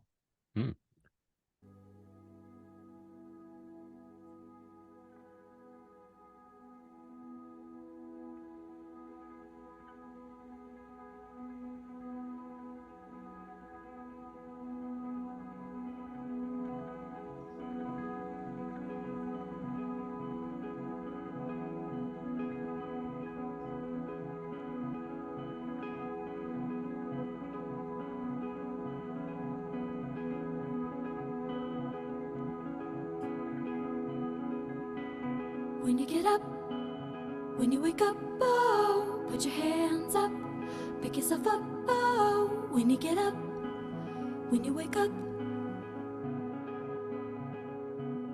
And you pull yourself up from beneath the tub, copying, play the sidewalk, overhang, cement buckled upward, and the rain came dripping through the crack. We heard the voice of Kilo sing from a holy fire. Well, he's stoned and drip on your eyes. Well, he's stoned and drip on your eyes. Hell, he's stoned and drip on your eyes.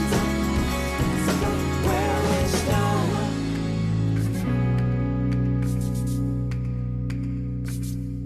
You was a mystery to me when you crawled out from underneath the sidewalk. This is my number 3. It's my number 3 as well. Yes. Yeah, I love this one. I love the when you get up, when you wake up, bow. Like that just feels like such a quintessential Anathallo moment when I think back on like little pieces of their discography. That's definitely one that comes to mind as a vocal melody. It's just such a cool, catchy, unusual choice of lyrical delivery. And then that combines with that like staccato rapid fire rhyming. I mean, here we go. This is his hot 12 bars, right? I know, right? He's like, cement buckled upward and the rain came dripping through the crack. Like it just feels like, I don't know. These guys know how to craft interesting rhythms that when combined just feel like, ooh, this did something. It was already cool, and then it like combined into something that I wouldn't have even thought to be able to do. So I really love that. But again, this one feels like there's a warmth to it also that is kind of a nice combination of those things, I guess. Yeah. Talking about the sort of unique rhythms that we have come to expect from Anathallo, that's kind of what made me perk up about this song. That kind of jumps out. And again, like how someone decides to have that sort of percussive nature, the percussive way of singing, along with the syncopation of the drums with the harmonies in the background. There's so many different things happening that all simultaneously still work and don't sound chaotic. Right. Yeah. Right. That's a good way of saying what I was attempting to say. I think it's like when that intro vocal melody comes back in as like group vocals with the full band and the drum beat behind it toward the ending, that really culminates in a satisfying way. I think that's at a 246 if we want to hear some of that. Hell yeah, we do.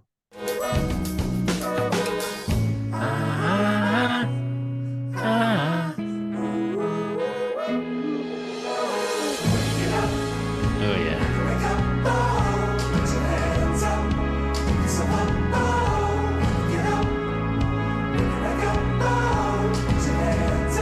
Those sticks. Yep. So good. So good. It does feel like, that's sort of classic Anathallo vibes. The gang there. vocals aren't. They're not screaming, they're but elevated. They've elevated their gang vocal situation. Right. Same sort of like idea, but done in a sort of warmer way here. But that holiday. Yeah, exactly. The like into when you get up, like that one too is like I was so good, so good. Thematically, I don't know. Yeah, Anathallo. I'm not exactly sure, but apparently this was inspired by experience some of them had in Guatemala with orphans there. Guatemala City is divided into zones, and some of the lyrics he's talking about. In the second zone of the city, a baby born in the nightclub mold, where goons dry heave the factory glue, all crust-lipped and bloody-nosed. Again, love that vocal cadence. Talk about evocative too. Oh man, so good. Crust lip and bloody nose. It's just so cool. But yeah, I guess this was sort of a rough part of the city, and sort of remembering some of the scenes that they saw there. So I think that's where it comes from. Apparently, Anathallo is a common name there, I guess, which feels more like an Italian name. I don't know, but it's evocative and delivered in a unexpected way, and I don't know. I think some of these maybe don't fit that sort of death and rebirth theme as neatly, but I do think a lot of them are sort of assessments of just like being overwhelmed at the state of the world in different ways, and sometimes it's like at the beauty of it and wrestling with that, and sometimes it's like the sort of pain of it and wrestling with that. So that's kind of, I guess, my thought on it. I don't know. I thought that the Idolo, because it says the refrain is we heard the voice of Idolo sing. I just assumed it was like wherever they were, there was the song was playing while they were observing this. I don't know.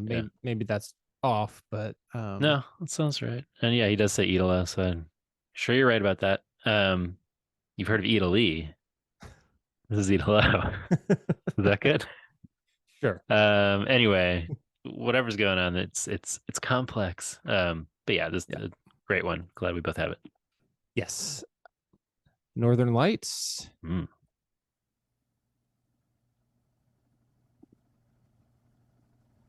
Shh.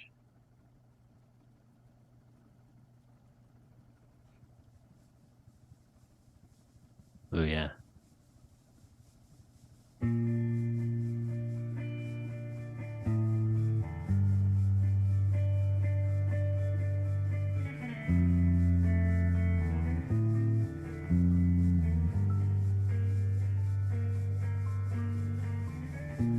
You paper cut the air above the tundra. When you came back in silence and sheets, and the neighbors called me up out of my sleep to watch you.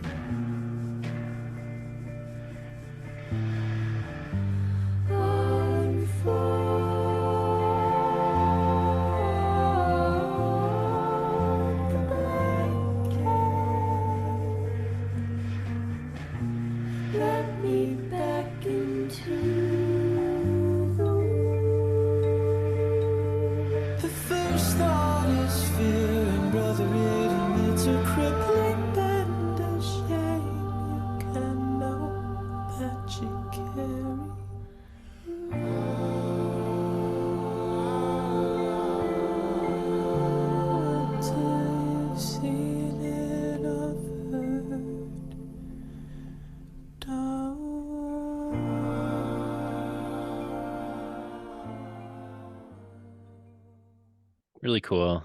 Very cool. Very, very pretty. This never really explodes into a big orchestral moment. Just kind of a slow, meditative one, which is appropriate for experiencing the Northern Lights, I would think. I don't know, that nice warm guitar, vocal harmonies, percussion, all of it is pretty chill and warm, and there's a great bell section. There's it kind of comes together again for me with like a building section toward the ending, like I was saying, maybe not an explosion, but another song that sort of culminates toward the ending for me in a really satisfying, pretty way, at 2:40, if we want to hear some of that. There's those bells.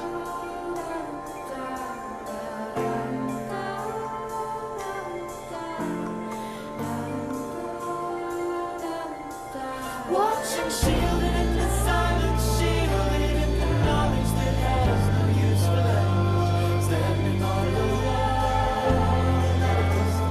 standing on the wall. I'm trying to remember, what are those bells called again? Well, these are different than the ones that we asked Danny about, Oh, right? I don't know. I thought they were Tone chimes is what he talked about with us. These were the ones that were the actual bells from the church. I think these are just handbells. Okay, yeah. Which bells in many forms. This is the first of many moments on this record where they're kind of centered like that. But yeah, Danny talked about how Matt and Brett were in handbell choir in their church growing up, and the bells were in the sanctuary at the church, and they were like, "Hey, let's use these bells," which I think is a great call. Yeah. And again, maybe kind of shaped, the experience of the kind of songs they put together. If they're like, if we're going to focus on bells, maybe it's going to be a warmer, quieter record. But I like it a lot. Again, not like a huge, culminating moment there, but like a nice kind of, when she's like watching shielded in the silence, shielded in the night, like that feels like ooh, yeah. And kind of the symbol is building. It feels like a really great moment. That kind of like that vocal delivery and cadence and how that meshes with the rest of the song feels really nice. My favorite Northern Lights moment, though. Yes, I should be. Good Lord, what is happening in there? Aurora Borealis? Aurora Borealis. At this time of year, at this time of day, in this part of the country, localized entirely within your kitchen. Yes. May I see That's it? it? No. They really should have opened the song with that, I think. No, mother, it's just the Northern Lights. Help, Anathallo, the house is on fire. Would have been good. They could have had Could use some of that VIX money for licensing that. There you go. Have you seen the Northern Lights? The whole album sounds like shit, but they got that one Simpsons quote. Totally worth it. I've not seen the Northern Lights, no. I have seen them once in northern Minnesota at my buddy's cabin. It was like I don't even remember if it was the night where we were supposed to be watching for them or if we were like surprised to see them. But, that's not so far north that they're going to be like super bright and apparent, but they were there enough that you're like, that is definitely the Northern Lights. And it was really, there's nothing like seeing that. There's like giant, very vividly colored lights kind of dancing across the sky. It feels, I don't know. It seems like, so this is based on an experience of Matt seeing the Northern Lights and kind of just being overwhelmed by them and not really knowing what to do. And I understand that. There's like sort of an awe of its beauty, but also like kind of a fear of the hugeness and the incomprehensibility of it, which he names in the song. Kind of like there's a fear element to it, which feels in keeping with the rest of the record. Again, the kind of themes of the sort of vastness of everything and the beauty of that, but also kind of the fearful awe of it. Like I said, the lyrics, watching shielded in the silence, shielded in the knowledge that has no use for language. I love that. Not being able to describe what you're seeing. I don't know if, again, evocative a word I keep returning to, but it feels very, it really paints a picture of what that experience was for him. Shield in the knowledge that has no use for language is such a good way of saying, like, I don't know what to say. Yeah, totally. Because I often will, when I have feelings about something, I'm like, how do I explain this? And sometimes there just aren't words necessarily. I feel like it feels kind of cliche, but Matt is able to express that in a way that is still poetic. Right. Yeah. I'm like, he has no use for language, and yet coming up with the phrase "shielded in the knowledge that has no use for language" is a pretty good way to describe it with language. So Exactly. Yeah. But yeah, it's a beautiful sentiment. As is this next one, The River.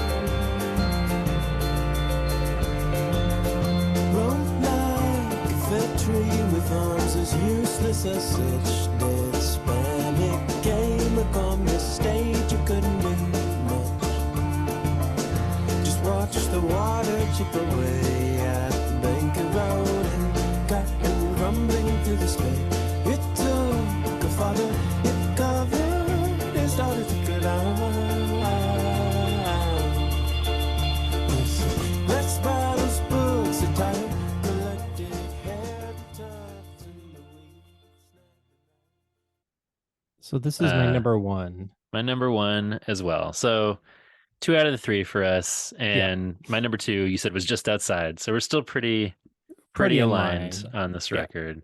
This was kind of a no-brainer for me with. Yeah, this song it's a slow burn, Oh yeah. But the payoff. So good. We'll get there. We'll get there. Yeah, I would say this is the most well-known song from this record. One of their most well-known overall, I would think. This became a real staple of their live shows, and I feel like just kind of the album is built around the song sort of musically and lyrically in a lot of ways. And obviously the titular Canopy Glow comes from the lyrics here. But I love the rhythm and kind of the meter of the song and the solo piano that opens it.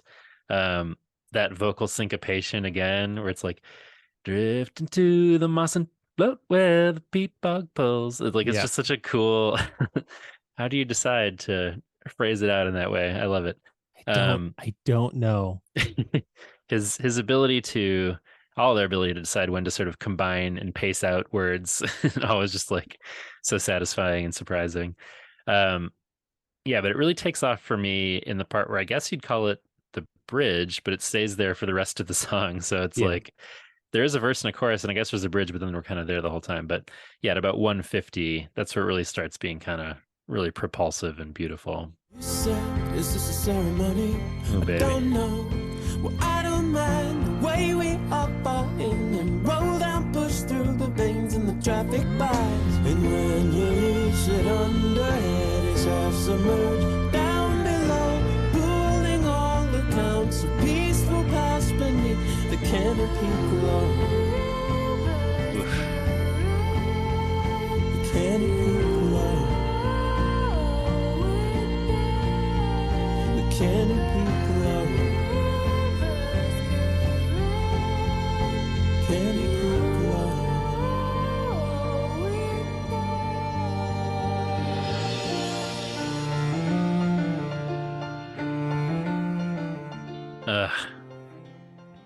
It's outstanding. Sends a chill down my spine. Erica's vocals there, and just the strings, the poetry of the lyrics. And there's like some plucking of strings, like in those Mhm. early verses too, Yeah.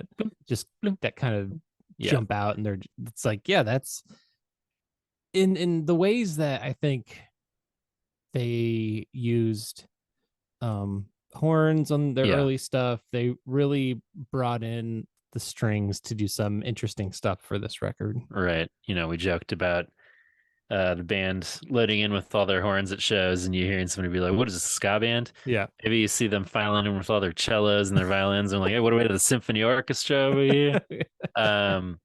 But yes, as much as we love our horn sections in those other records, this record's string focus and what they achieve with it is like, I really love what they're doing here. As we heard that, man, I keep getting like so choked up. As we heard, it kind of pulls back into a section of like basically piano strings and glockenspiel there. And then I would like to hear one more part where so the drums kind of usher back in the ending section of the song where they come together with like the full band and all those different vocal parts all at once, and that's when you're just like, oh god, Anathallo, send me down the river, at about 3:09 if we hear that.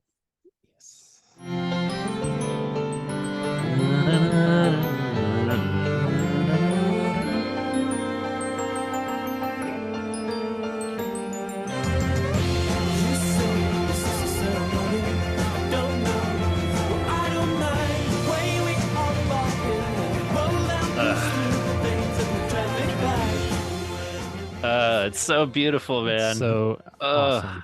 I love it so much. This is the part that the song and this repeating part that gives me Arcade Fire vibes. Oh yeah, for sure. Yeah, I think last episode I kind of mentioned Sufjan and Arcade Fire and Vampire Weekend. I'm sure there's a bunch of others.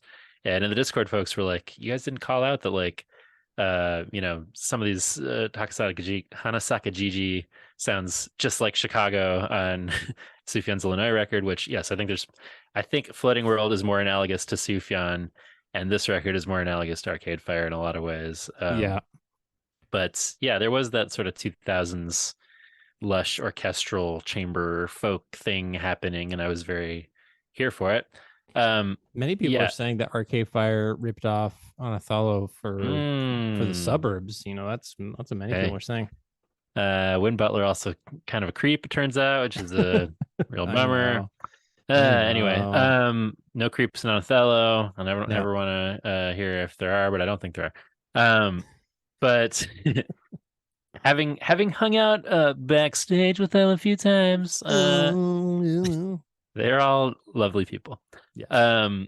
But I mean, the thematic aspect of this is such a major piece of it too.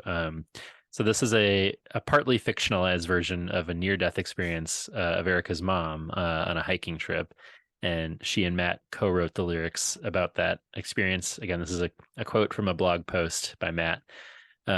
She was crossing a river and the current swept her away. Due to the weight of her pack, she couldn't get to a bank and was certain that she was going to die. Upon that realization, she leaned back, calmed her senses, and enjoyed what she thought would be her last living moments. She observed everything with a concentrated mindfulness as she passed underneath the glow of light pouring through the canopy of leaves. Whew, I also get like goosebumps just reading that. It's like, again, such a beautiful articulation of something. And that canopy glow and her seeing that in the moment of sort of going from panic to acceptance. I don't know. It's just like whenever I hear the phrase canopy glow, I think about looking up from the river at that, and sort of, again, it's fear and sort of acceptance at sort of your place in the world in a way. Oh man, I wouldn't go out that poetically. I would no. I'd be like, I was fucking like, God damn it, shit. Yeah, they would have called the record "God damn it, ... shit" if it was based on our experience. No, that's it's just so beautiful, and it's Yeah. in keeping with the whole, about death, but also about like peace with death. The acceptance coming with the lyrics, death's panic came, a calmness stayed, you couldn't do much. And then also when she gets to the place of acceptance, sort of like he says, where she could feed the roots and honor the tongues of the animals. It's so cool. And then also gets into, it took a father, it covered a daughter. I'm assuming that's about God and Erica's father being the daughter in that situation, but I don't know for sure. But that's kind of the same point in the song at which they start talking about death as a ceremony. Yeah. Says, you said, is this a ceremony? I don't know. And then closes with, when your ears sit under, head is half submerged down below, pooling all accounts of peace while passed beneath the canopy glow. Like, again, it's sort of about the mystery. Is this the ceremony? I don't know. Kind of feels like I don't know what this is. But describing the kind of like ceremony of death and the acceptance that comes with it and realizing your place in the universe feels like maybe that's the ceremony of death, and sort of being comfortable with saying you don't know and you don't understand the mystery. I don't know. It's also beautiful and evocative. And she did survive. Like, she got out of the river. She was rescued. So that is good also. But she had already like accepted not ending that way at that point. So anyway. Yeah. I think there's also this metaphor that I think a lot of people use when they talk about stress or anxiety about surrendering to the flow of the river. Right. Yeah. And so you just like, if you're fighting with the river, I mean, the river's going to, no matter what you do, the river is flowing, the river is going. Yep. So you either fight it and maybe struggle, or you like accept that it's going where it's going, and you sort of maybe it not in a passive way, but what the song is talking about, that you are pooling all accounts of peace. You are accepting, what is happening. And it's something that Doug and I talk about, my therapist. We talk about radical acceptance. And that's kind of what I feel like Erica's mom was experiencing in this. Totally. Yeah, it's so beautiful, man. And it obviously is about an actual near-death experience, but I love that you're calling that out, that like, what does it mean for us to be floating in the river and thrashing against it and panicking, and then accepting peace and floating down the river? Like, it's for two guys with lots of anxiety. It's a question we will continue to ask. How can we just float down the river? But I do love that that analogy and that sort of challenge to yourself to give yourself over to the river and be like, I don't know, the animals are going to be, that's pretty good. Like, I'll float into some moss and then the animals could eat me, and that's great. Metaphorically. Anyway, love it very much. Speaking of being eaten, cafetorium.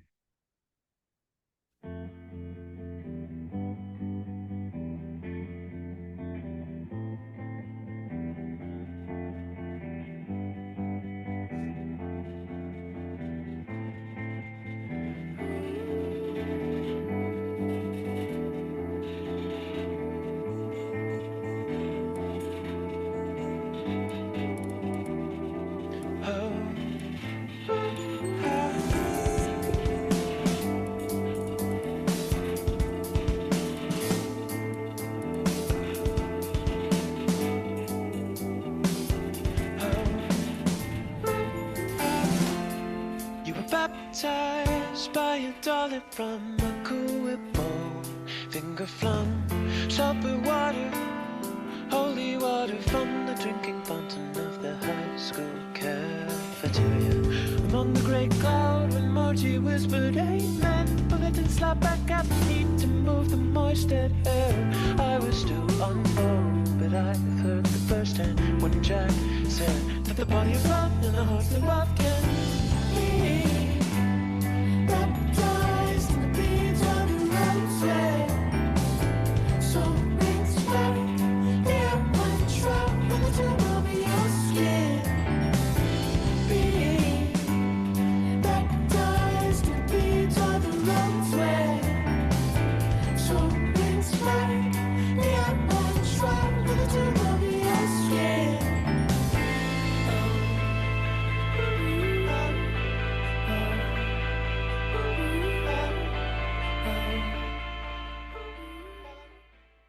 I'm gonna, before we get too far in, this is my number 2. Okay, cool. I love this one, but yeah, why is it crack your top 3? This is one of those classic Matt joints. Lots of it's the rhythm of his lyrics is like another instrument. Yes, they're so I don't even know how. I'm sure there are some music theory people who listen who can describe like the sort of rhythm that he chooses to use. But then Erica's vocals along with it. And then sort of towards the end here, it gets into this sort of back and forth ping-pongy way of singing that I'm really into. Even from the very beginning, there's like 4 different vocal parts happening. It's like ooh, oh, like, I know. which was so cool. And this one we do get those horns back. Cool horn section at the ending. I don't know, is there another point in the song you want to hear?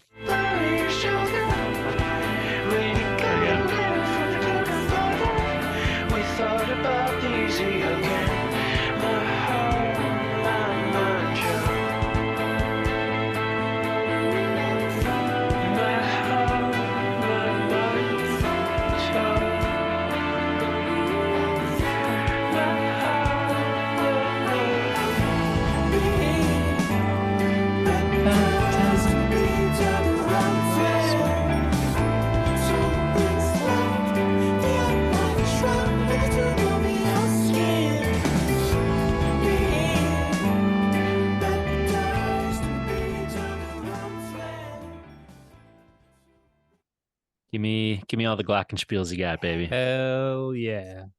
Yeah, I don't know. so I great. think this one just is striking me a little bit like some and a more polished old school Anathallo.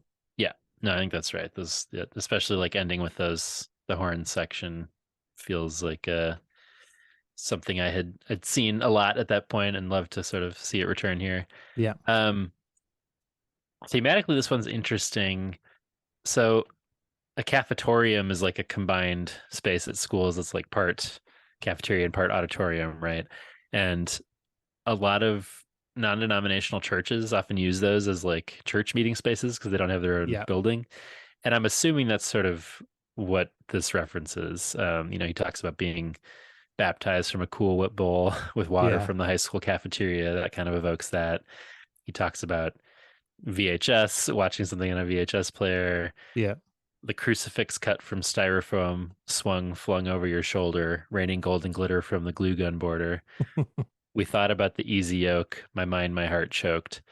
Again, sort of like low church experience, like a kid-informed worship experience where it's like styrofoam and glitter guns and sort of lo-fi, but nonetheless still being moved by that. Like I like the sort of juxtaposition he does of like, it was a styrofoam crucifix, the glitter was a glue gun border, but he still got like choked up in the experience of it. I guess that's my takeaway from it, is sort of like reflecting on that sort of non-majestic church experience, but still finding sort of like power in that experience. I don't know. What do you think?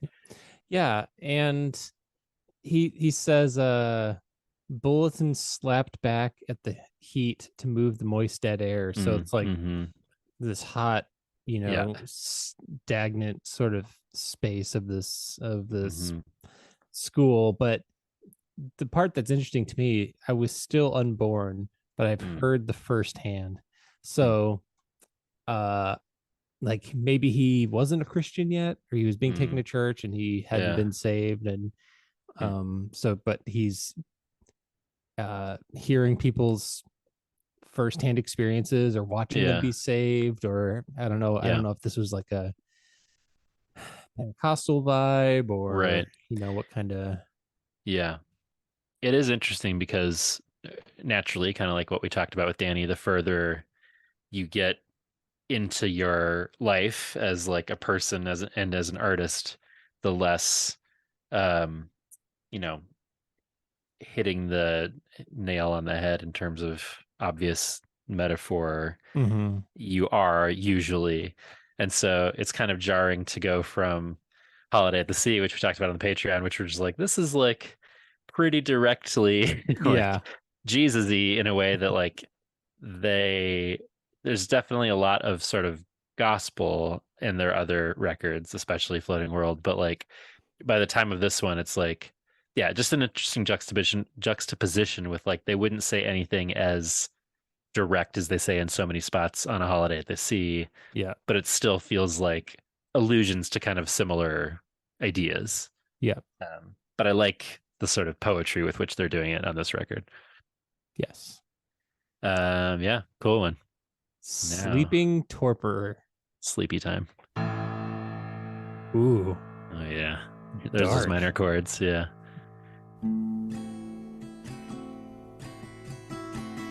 Boom. Longest song on the record. Yeah. It did not happen in a day. Hummingbird said, Father, don't. You can do the right thing. You can turn around.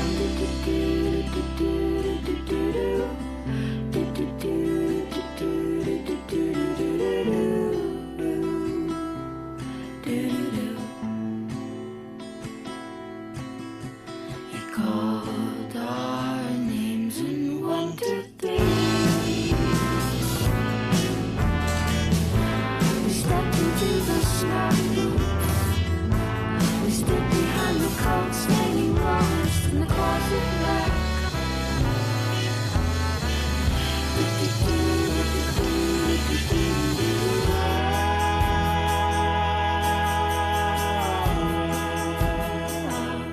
Moved in the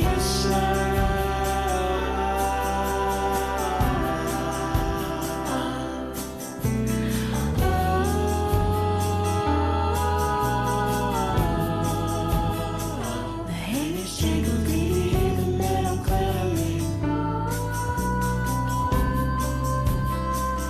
Had I given us away?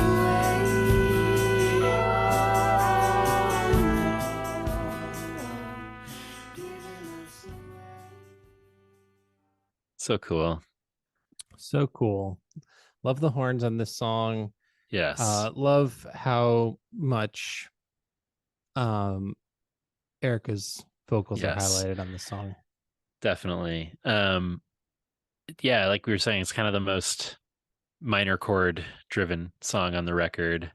It feels very haunting, which is also kind of a change of pace. And this one feels a little more like the cacophonous, tumultuous songs of Floating World, where it opens gently, but then those punchy horns come in.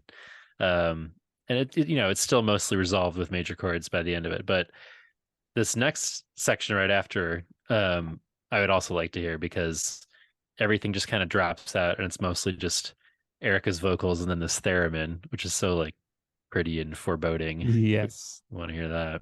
Oh no, we waited side by side. Oh yeah, baby. Spooky season.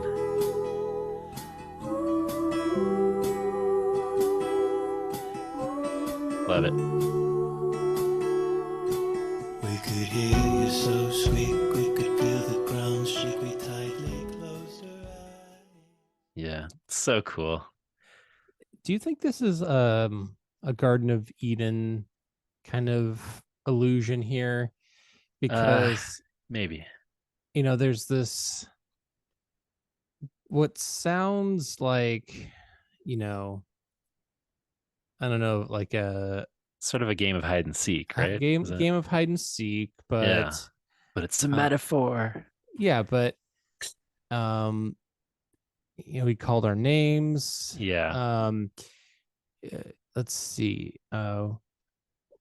We could hear your soul squeak. We could feel the ground shake. We tightly closed our eyes. You found us. You were right this time. How did you know?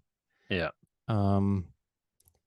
Yeah, I mean, I guess I take it to be sort of about God finding us when we don't want to be found, maybe, and like being scared.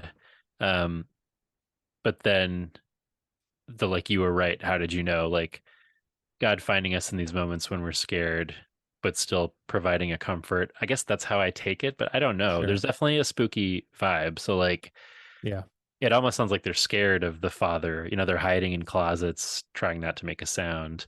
Yeah. The hummingbird said, "Father, don't. You could do the right thing. You could turn around." So I don't know. Is it like, maybe it's just like us / children in this hide and seek game saying like, "No, God, don't find me. Don't seek me out." So I don't know. I don't know how scary it actually is. It could just be, their hearts are beating, but it could just be like the game of like hiding. I don't know. Again, this is one that I feel like could be like, if that is the meaning of it, like bordering on the kind of song that you might take issue with thematically, where it's like, oh, really? Like we are, if we don't want to find God, God will still find us no matter what, sort of thing. Like I could see how someone might take issue maybe with that idea, but like, I don't know. Again, like I never really bump on these if they are, again, it's not explicitly like these aren't obvious metaphors. So you do kind of have to search for it. But if that is the meaning, like I appreciate that the articulation of it is like always kind of returns to like a grace and an understanding. And if there is sort of a metaphor to be found about God in Anathallo songs, it's usually like you were in a state of distress or something, but ultimately when you connected with God, it was a like comforting connection and a grace-filled connection. So I don't know. I appreciate that element of it if I'm reading it correctly. Yeah. And again, we were curled up in a sleeping torpor. We dreamed of flying up where the exhausted die. Yeah. So they want to die? Or they're just like, they're asleep. Right. They're not engaged. They're, they need to be woken up by the Lord. Yeah. Okay. That's probably what it is.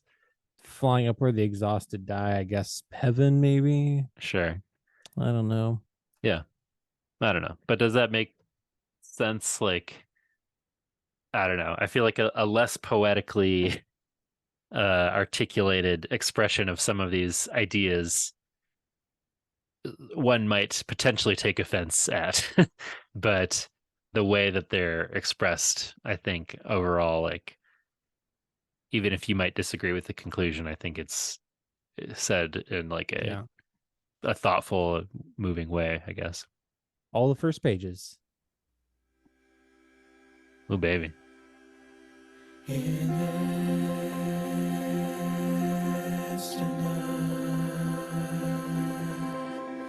Lost his ring finger to the back of the Grange Road, and I can't stop thinking about it. I'm thinking about it, thinking about it. I'm thinking about it. Isn't everything strange?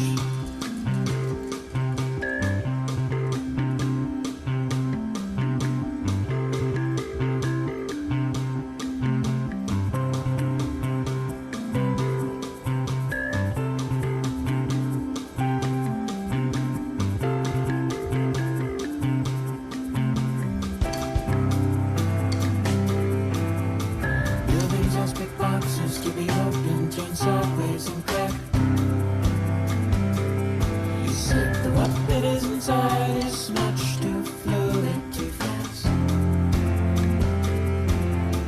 You and I make spirals past the windowsill. The fire escape is on its back, watching us swallowed up in the blue and green. On its back, watching us swallowed up in the blue and green.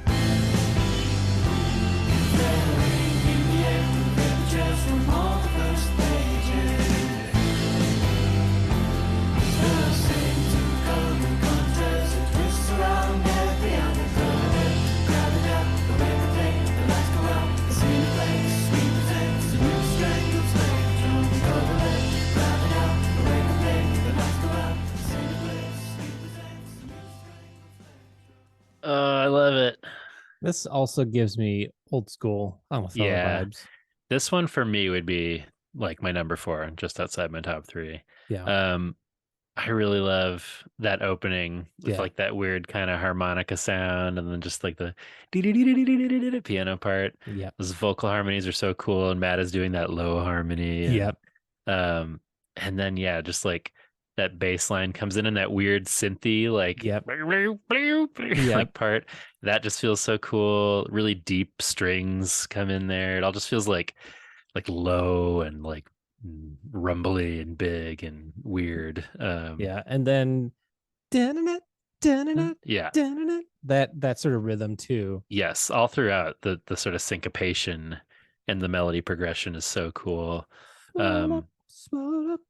Swallowed up in the blue and green. Just immediately from the like so then the chorus, so great, comes together with like those gang vocals and those descending crashing notes. Ding ding ding ding. So great. But I think it's just immediately with that like kind of the syncopation you're talking about, where it's like lost his ring finger to the back of a grain truck. It's just so cool. Like I know we say this like every song, but I just love the like vocal delivery of the way that they choose to meter out these words. Most beautiful song about Neil Armstrong's finger. I mean, folks have perhaps reflected upon Neil Armstrong's walking on the moon, but here that dude lost his finger. Some people can't stop thinking about the moon landing. Matt can't stop thinking about Neil Armstrong losing a finger to a grain truck. What I love about that, though, is that, again, it feels very in keeping with the record, where it's like he's talking about Neil Armstrong because of this dude's connection to the vastness of the world that he's talked about in other songs. But it's like this kind of weird earthbound, like the monotony of daily existence, like example that he uses to like tie what we're doing on Earth into that vastness, and in like such a cool way. So it opens with an astronaut lost his finger to the back of a grain truck, and I can't stop thinking about it. Isn't everything strange? Which is a great opening. I mean, that is a line too that one could contemplate and think about, like, what Neil Armstrong did and the complexity of life, the complexity of an experience that is so literally otherworldly. Then he's like, grain truck. He went to the moon, but he lost a finger on a grain truck. It's like, so great. Which without Anathallo, I would never know this anecdote about Neil Armstrong, but he apparently did sever his finger in a farming accident 10 years after returning from the moon. And he brought the finger into the house calmly and put it on ice, and it was reattached. So it's talking about how this is in 1979. And then it says, 10 years since he saw us all, he came back to never look another in the eye the same way again.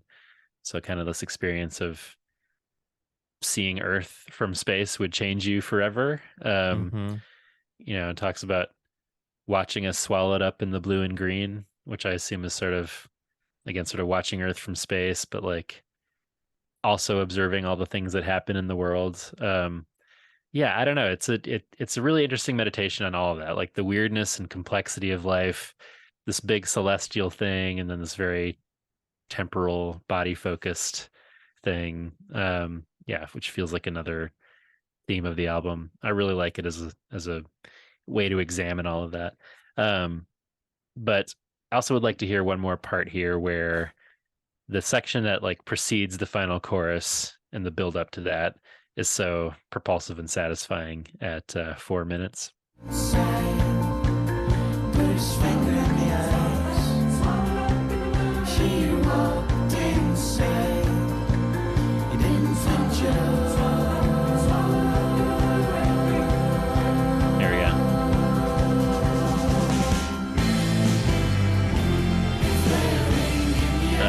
Love it.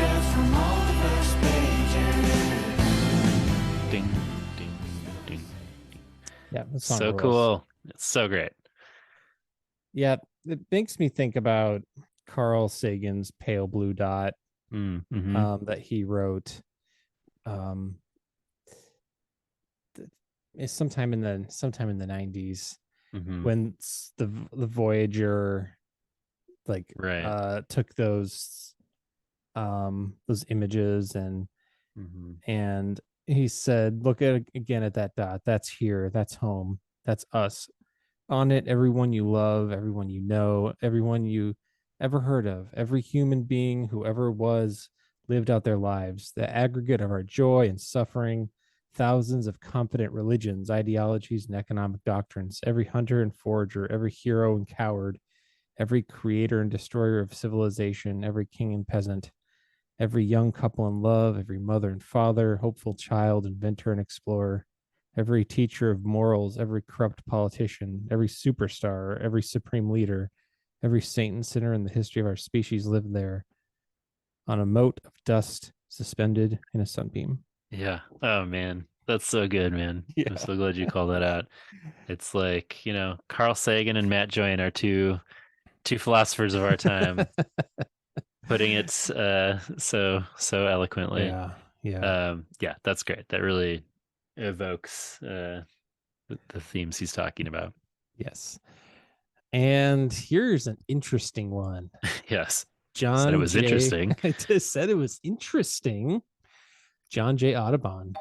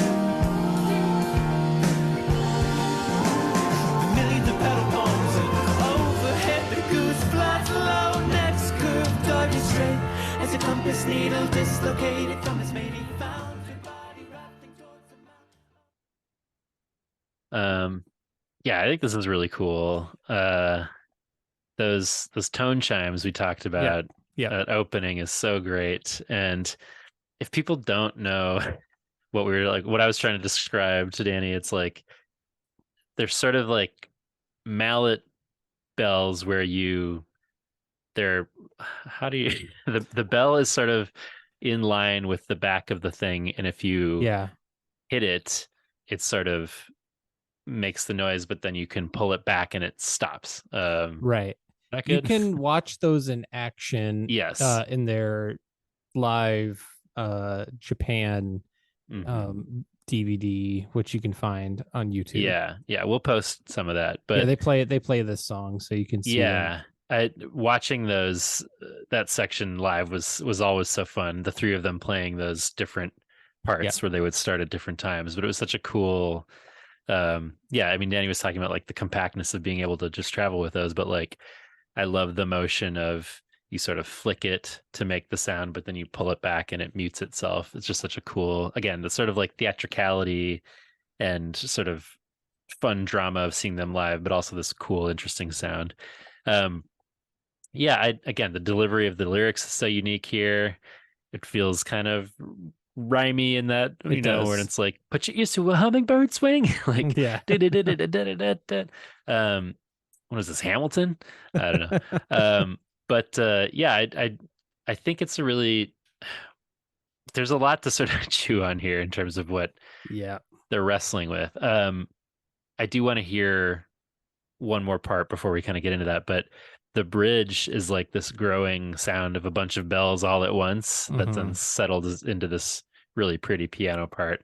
And that's at 2:08 if we want to hear some of that. Yeah. There we go. It's so pretty.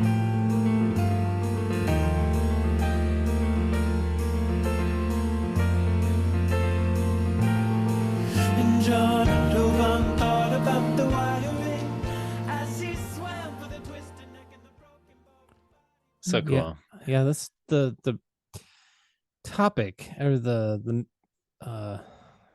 sort of the story behind the song is not one that I was familiar with outside of this song, but apparently John J. Audubon shot a goose. Boiled goose. That's what he wanted to make. John J. Audubon, a big fan of boiled goose. He was taking it to the boardroom. So he was shot this goose and found that after he was collecting it, that a hummingbird had been sort of maybe hitching a ride, or like attached to the goose somehow. It was like attached to the goose, and like, I don't know, I guess there's this there's any number of moral questions that one could ask about this, or anything you do.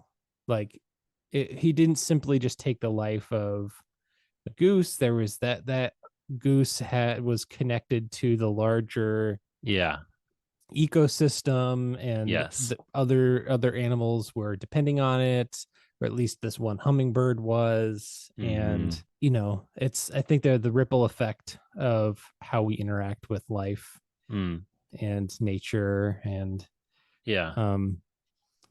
there's something there to contemplate. I think that's right on. I sort of take it to be, again, another one sort of about our smallness, our earthliness, in contrast to these surprising secrets of nature that reveal themselves. And how little we know. Yeah. It's like that pale blue dot thing again of, we are small compared to this vastness. We learn these interesting things. Oh, there was actually a hummingbird on this goose. It reveals there are more things happening in this ecosystem than we could ever understand. And I'm sure there's like a deeper metaphor to all this that I'm not articulating well, but it does feel a bit like The River and other songs here, where it's sort of about smallness and the vastness of the world and nature. It says, we're dense waves, we don't float. Our stories all just sink below the mess of wake. The millions of paddled palms our cupped hands make. Like this, the franticness of what we're sort of doing on Earth, but that is small in the vastness of the world. Really interesting. I don't know John J. Audubon, admittedly not a guy I know a ton about, but we all know like the Audubon Society of like birding or whatever. So it's like, the dude who liked birds, that's his deal, right? But he was like a famous painter and sort of writer about birds and studied ornithology, and so this was apparently a anecdote he remembered. I'm not sure exactly what his takeaway was from shooting a goose and finding a hummingbird there, but maybe it is. Maybe he even named that in the moment, that like he was surprised by like, there's more to this than I thought too. I don't know if Matt wrote these lyrics, but he big fan of alliteration in this song. Yes, yeah. He's got, let's see, millions of pedal palms. Yeah. As he swam toward the twisted neck, the broken boat body bobbed. So cool. John J. Audubon, his gifted replication painted with precision, perfect vision like the shot stain. Ugh, it's so good. They're so good. Yeah. The goose fell like a shed shell with the humming secret sprang. Man. Yeah, just lots of alliteration. And I think that's the sort of stuff that kind of like pops out of the song. It it sounds like Hamilton, right? Yeah. Many people are saying John J. Audubon, new hip hop musical. Matt Joint writing, directing. I'd watch it. Yeah, fascinating one. Also have a lot to say about this next one. How does a birder, orphan, son of a murdering? I don't know. That's a good start. That's pretty good.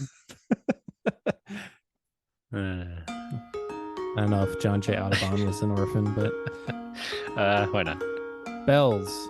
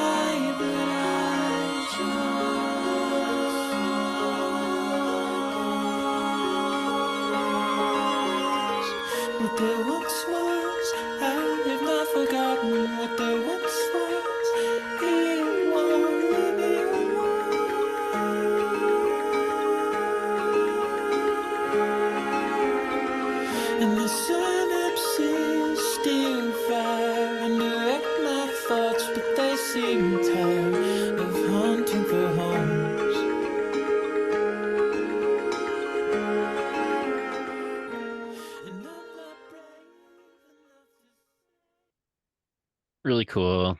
Another song obviously centering bells. Yes. Different kinds of bells and different ways they built songs around these bells, but this one feels like it's called Bells. So like they clearly wanted to build a song around kind of using them as the centerpiece on this one. The bells here combined with the strings in the song feel like kind of an Eastern influenced melody. And it feels unique among the songs. There is kind of another dramatic buildup with strings toward the ending on this one, but it does kind of feel like its own set apart in a way on this record, I think. But thematically, I feel like there's a lot to sort of chew on here. Also, where again, I sort of take it about about being the circle of life, like the juxtaposition of birth and death, and the connectedness of those two. And it seems to be from the point of view of someone with dementia who's growing old. The lyrics are, "I'm not brave enough to say that I'm not afraid. Should I return to confused bits of blindness? A tongue wanting words in the sweet speech finds a form, then return to the bald, toothless need of a child hunched and cradled. His spine returns the curl to fit the cleft of an arm. Oh, we are embarked and return to the place we start." So that feels very, very much in keeping with the sort of, again, the birth and death, the circle thing. As we get old, we turn back into a version of who we were as babies. And I don't know, it feels dark in a way, but in a hopeful way, like much of the album. He says, "Someday if you wake to a nameless stranger in me, lead me outside, let me go. If I'm already there, just let me go." Yeah. This is which is a similar theme to The River. About one accepting their own fate. Right. Yeah. But this is on the other hand about like helping others accept the reality of death or the changing of situations, whether it's dementia, but kind of again with a theme. It says to thrash against it. It's a wild thing to accept. Who can hold it? Yeah. Think about the loss of anything. It's so like thrashing against it, kind of what we were talking about with like The River and fighting against it, and but sort of the inevitability of all of this. Right. Yeah, it's really beautifully expressed in the song and on so many of the songs here, but I don't know. I feel like it is another one where I'm just kind of like taken aback by the beauty and how they are able to express that idea. And yeah, it does feel, it's that tension of it's sad, but it is it's heartbreaking. It's heartbreaking. Thinking about if you wake to a nameless stranger in me. Yeah, right. Like it's just tough. like thinking about like our own partners. Like if you wake up one day and they're like, who are you? What's going on? It would be devastating. Right. Totally. But it's expressed in this self-understanding and self-acceptance of having made peace with it, and in that peace encouraging others to meet that peace too, which is sort of a beautiful idea. I don't know. I don't know. I'd say like musically, when I go through the album, I'm not necessarily like, this is a major highlight for me. Right. But I find the lyrics so moving, and I find the way that it, I wouldn't connect with the lyrics as deeply if it was presented in a sort of different musical way. Like I think it meets the thematics in an effective way here. So it feels like another sort of piece from like a musical or an opera or something that we never saw or something like that. Yeah, the themes and the lyrics are more meaningful to me than like this. Like you said, it's not like a standout song for me, but it makes sense on the record. Yeah, for sure. Which I feel similarly about the final song. Yes. Tower of Babel. Oh, yeah. Crank that fuzz. We came round again to knowing nothing. We came round without even our names. We came round again to knowing nothing.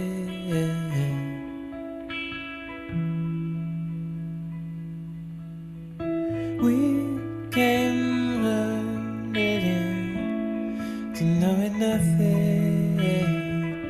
We came round without even our names. We came round again to knowing nothing.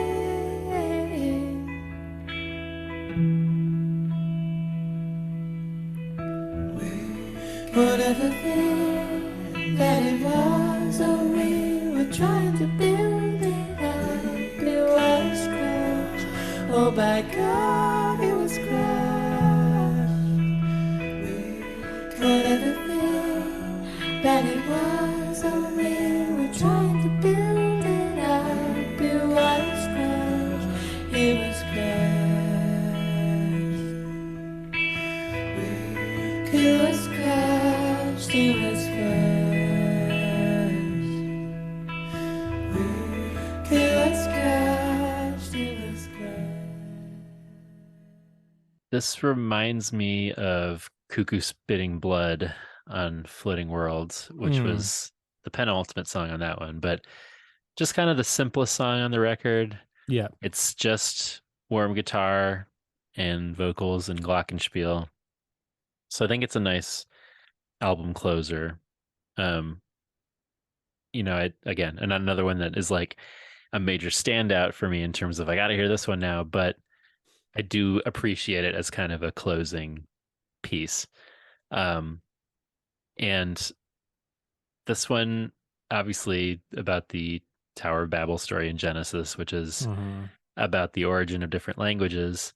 And they say, we came around without even our names, and we came around again, our tongues scattered and confused in that way, which is about, what happened in Genesis with that passage about, speaking different languages and tongues doing different things, but like also feels in keeping with the rest of the album as far as using it as kind of an example of a form of death and rebirth, right? Like, without knowing our names, we came around again. I don't know. That's my sort of takeaway, I guess. What do you think? Yeah, that, and when you think about the Tower of Babel itself, and like the story about the ego and the arrogance of the people building the tower, and maybe you can extrapolate that to the other themes about truly how little we know, right, and about everything and the vastness of everything. The only thing we know is that we know nothing. Right. To quote the great Bill and Ted. Indeed. Yeah, which is a powerful way to close the album, and again, in keeping with the theme of sort of acceptance of the mysteries of the universe that you'll never understand. And so maybe the most peaceful thing you can do is be like, we don't know anything. Yeah. So I like that it closes with that. And I think, how you articulated its message is a great call. That makes sense. I think it's just ending with a message of sort of humility. That's right. Kind of like, Which, it's sort of like a song that's like a shrug emoji. It's like, I don't know. Yeah. Which, again, for like a quote unquote Christian band, I appreciate very much. I think we could use more shrug emojis in the landscape of sort of faith-based music. And unfortunately, that's the last Anathallo record there ever was. Until the great podcast Anathallo awareness of 2023. Shout out to our fellow 90s and 2000s Christian music pod buddies, Church Jams Now, who are also covering Anathallo strangely right now as well, without talking to each other about it. So the Anathallo resurgence is real. Yes. Streets are talking. The streets are talking. No, in keeping with what we said, like, we had talked about like, so Danny, like, is there going to be a reunion or what? And that on the Patreon, we were like, we kind of decided like maybe we don't need to bother him with that question. It seems unlikely. So people are, starting families, live in different states. It's been like 15 years. Yeah, it's been 15 years since the album came out. Yeah, there are a lot of reasons why this project, compared to other bands we've talked about on the pod, not as likely for a reunion, but very grateful for the records that we did get from the band. I feel really grateful for these episodes that we got to go over their stuff again. It really meant a lot in a similar way to Pedro for me, where I'm like, boy, these lyrics, this music just really means a lot to me, and revisiting it feels as strong as ever. So that is always a great experience. So really enjoyed these episodes. We know that you have sent in great voicemails and thoughtful thoughts about your Anathallo experiences, and we will get to those in future episodes. So keep those coming if you have more. As we're recording, we don't know exactly what's coming up next, but we do have a couple more artists we're thinking of this season. We're kind of thinking about MagPod future and what it will hold. So continue to let us know what you'd like us to talk about. But really enjoyed these past few episodes and looking forward to what's coming next. Let us know what you thought about them. Coming. Yeah, I'm always doing that. Couldn't get out of that without jumbling my words somehow. But let us know. I was sure as hell wasn't going to let you just like no, you couldn't squeak by with that. Couldn't do that. Let us know what you thought about these episodes at Magnified Pod on Instagram, Facebook, and Twitter. Follow and subscribe to the pod if you haven't already. Give us a rating or a review. If you do so, we'll read your Apple Podcast review on the show, as we will for our friend Smist, who left the following review on Apple Podcasts for us. If you don't like this podcast, then you don't understand it. Thanks, Smist. They said, growing up steeped in the stew that was 90s Christian alternative music and the culture surrounding it, this pod caught my attention a couple years ago. I dabbled in a few episodes, but really became a magnified potter for life with It's Hard to Find a Podcast. Pedro the Lion and Starflyer 59 have been and continue to be two of my favorite bands since high school. John and Andrew speak about music, sounds, and lyrics in such a descriptive and compelling way that it draws me in, even if I don't particularly care for a band they're dissecting. The prologue to each episode generally includes current events, personal life updates, and fun food surprises. If you don't like this part of the pod, do you even care about John and Andrew? I couldn't recommend a better podcast for stirring up nostalgia and helping it fit into current life. You might even discover some new or old music along the way, which is a beautiful and thoughtful review. Thank you so much. Thank you for that. Keep others coming, folks. Give us those 5 stars. Leave a review. It really helps with the algorithm and people finding us. So continue to do that. We are grateful for you listening, for you sharing your thoughts and giving us those stars. You can also email us at magnifiedpod@gmail.com.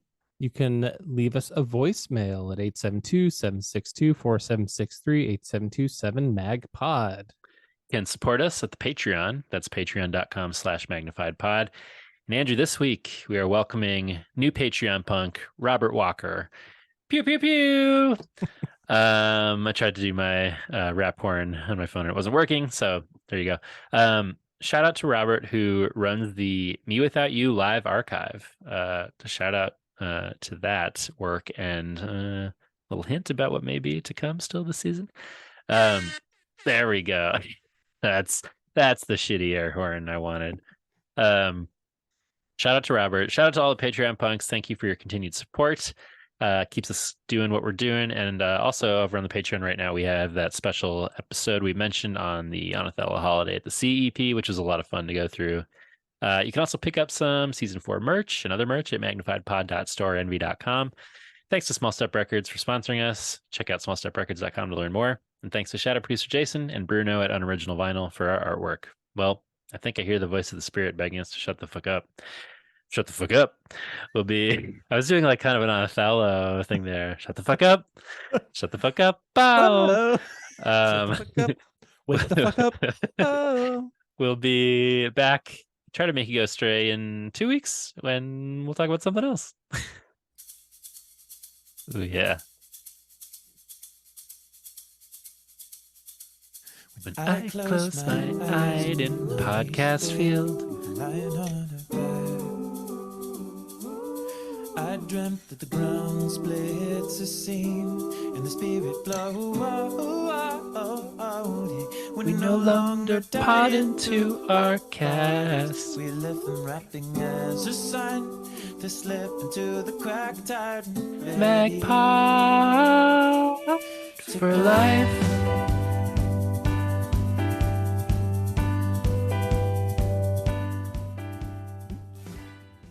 Those were the original lyrics. Yeah, they asked him to change it, which I'm sad about, but it does make sense. Yeah.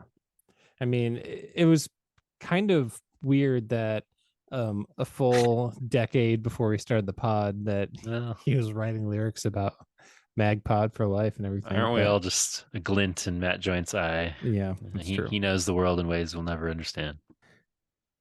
On our pale blue dot out here just spinning around. For more shows like this one, visit rockcandyrecordings.com.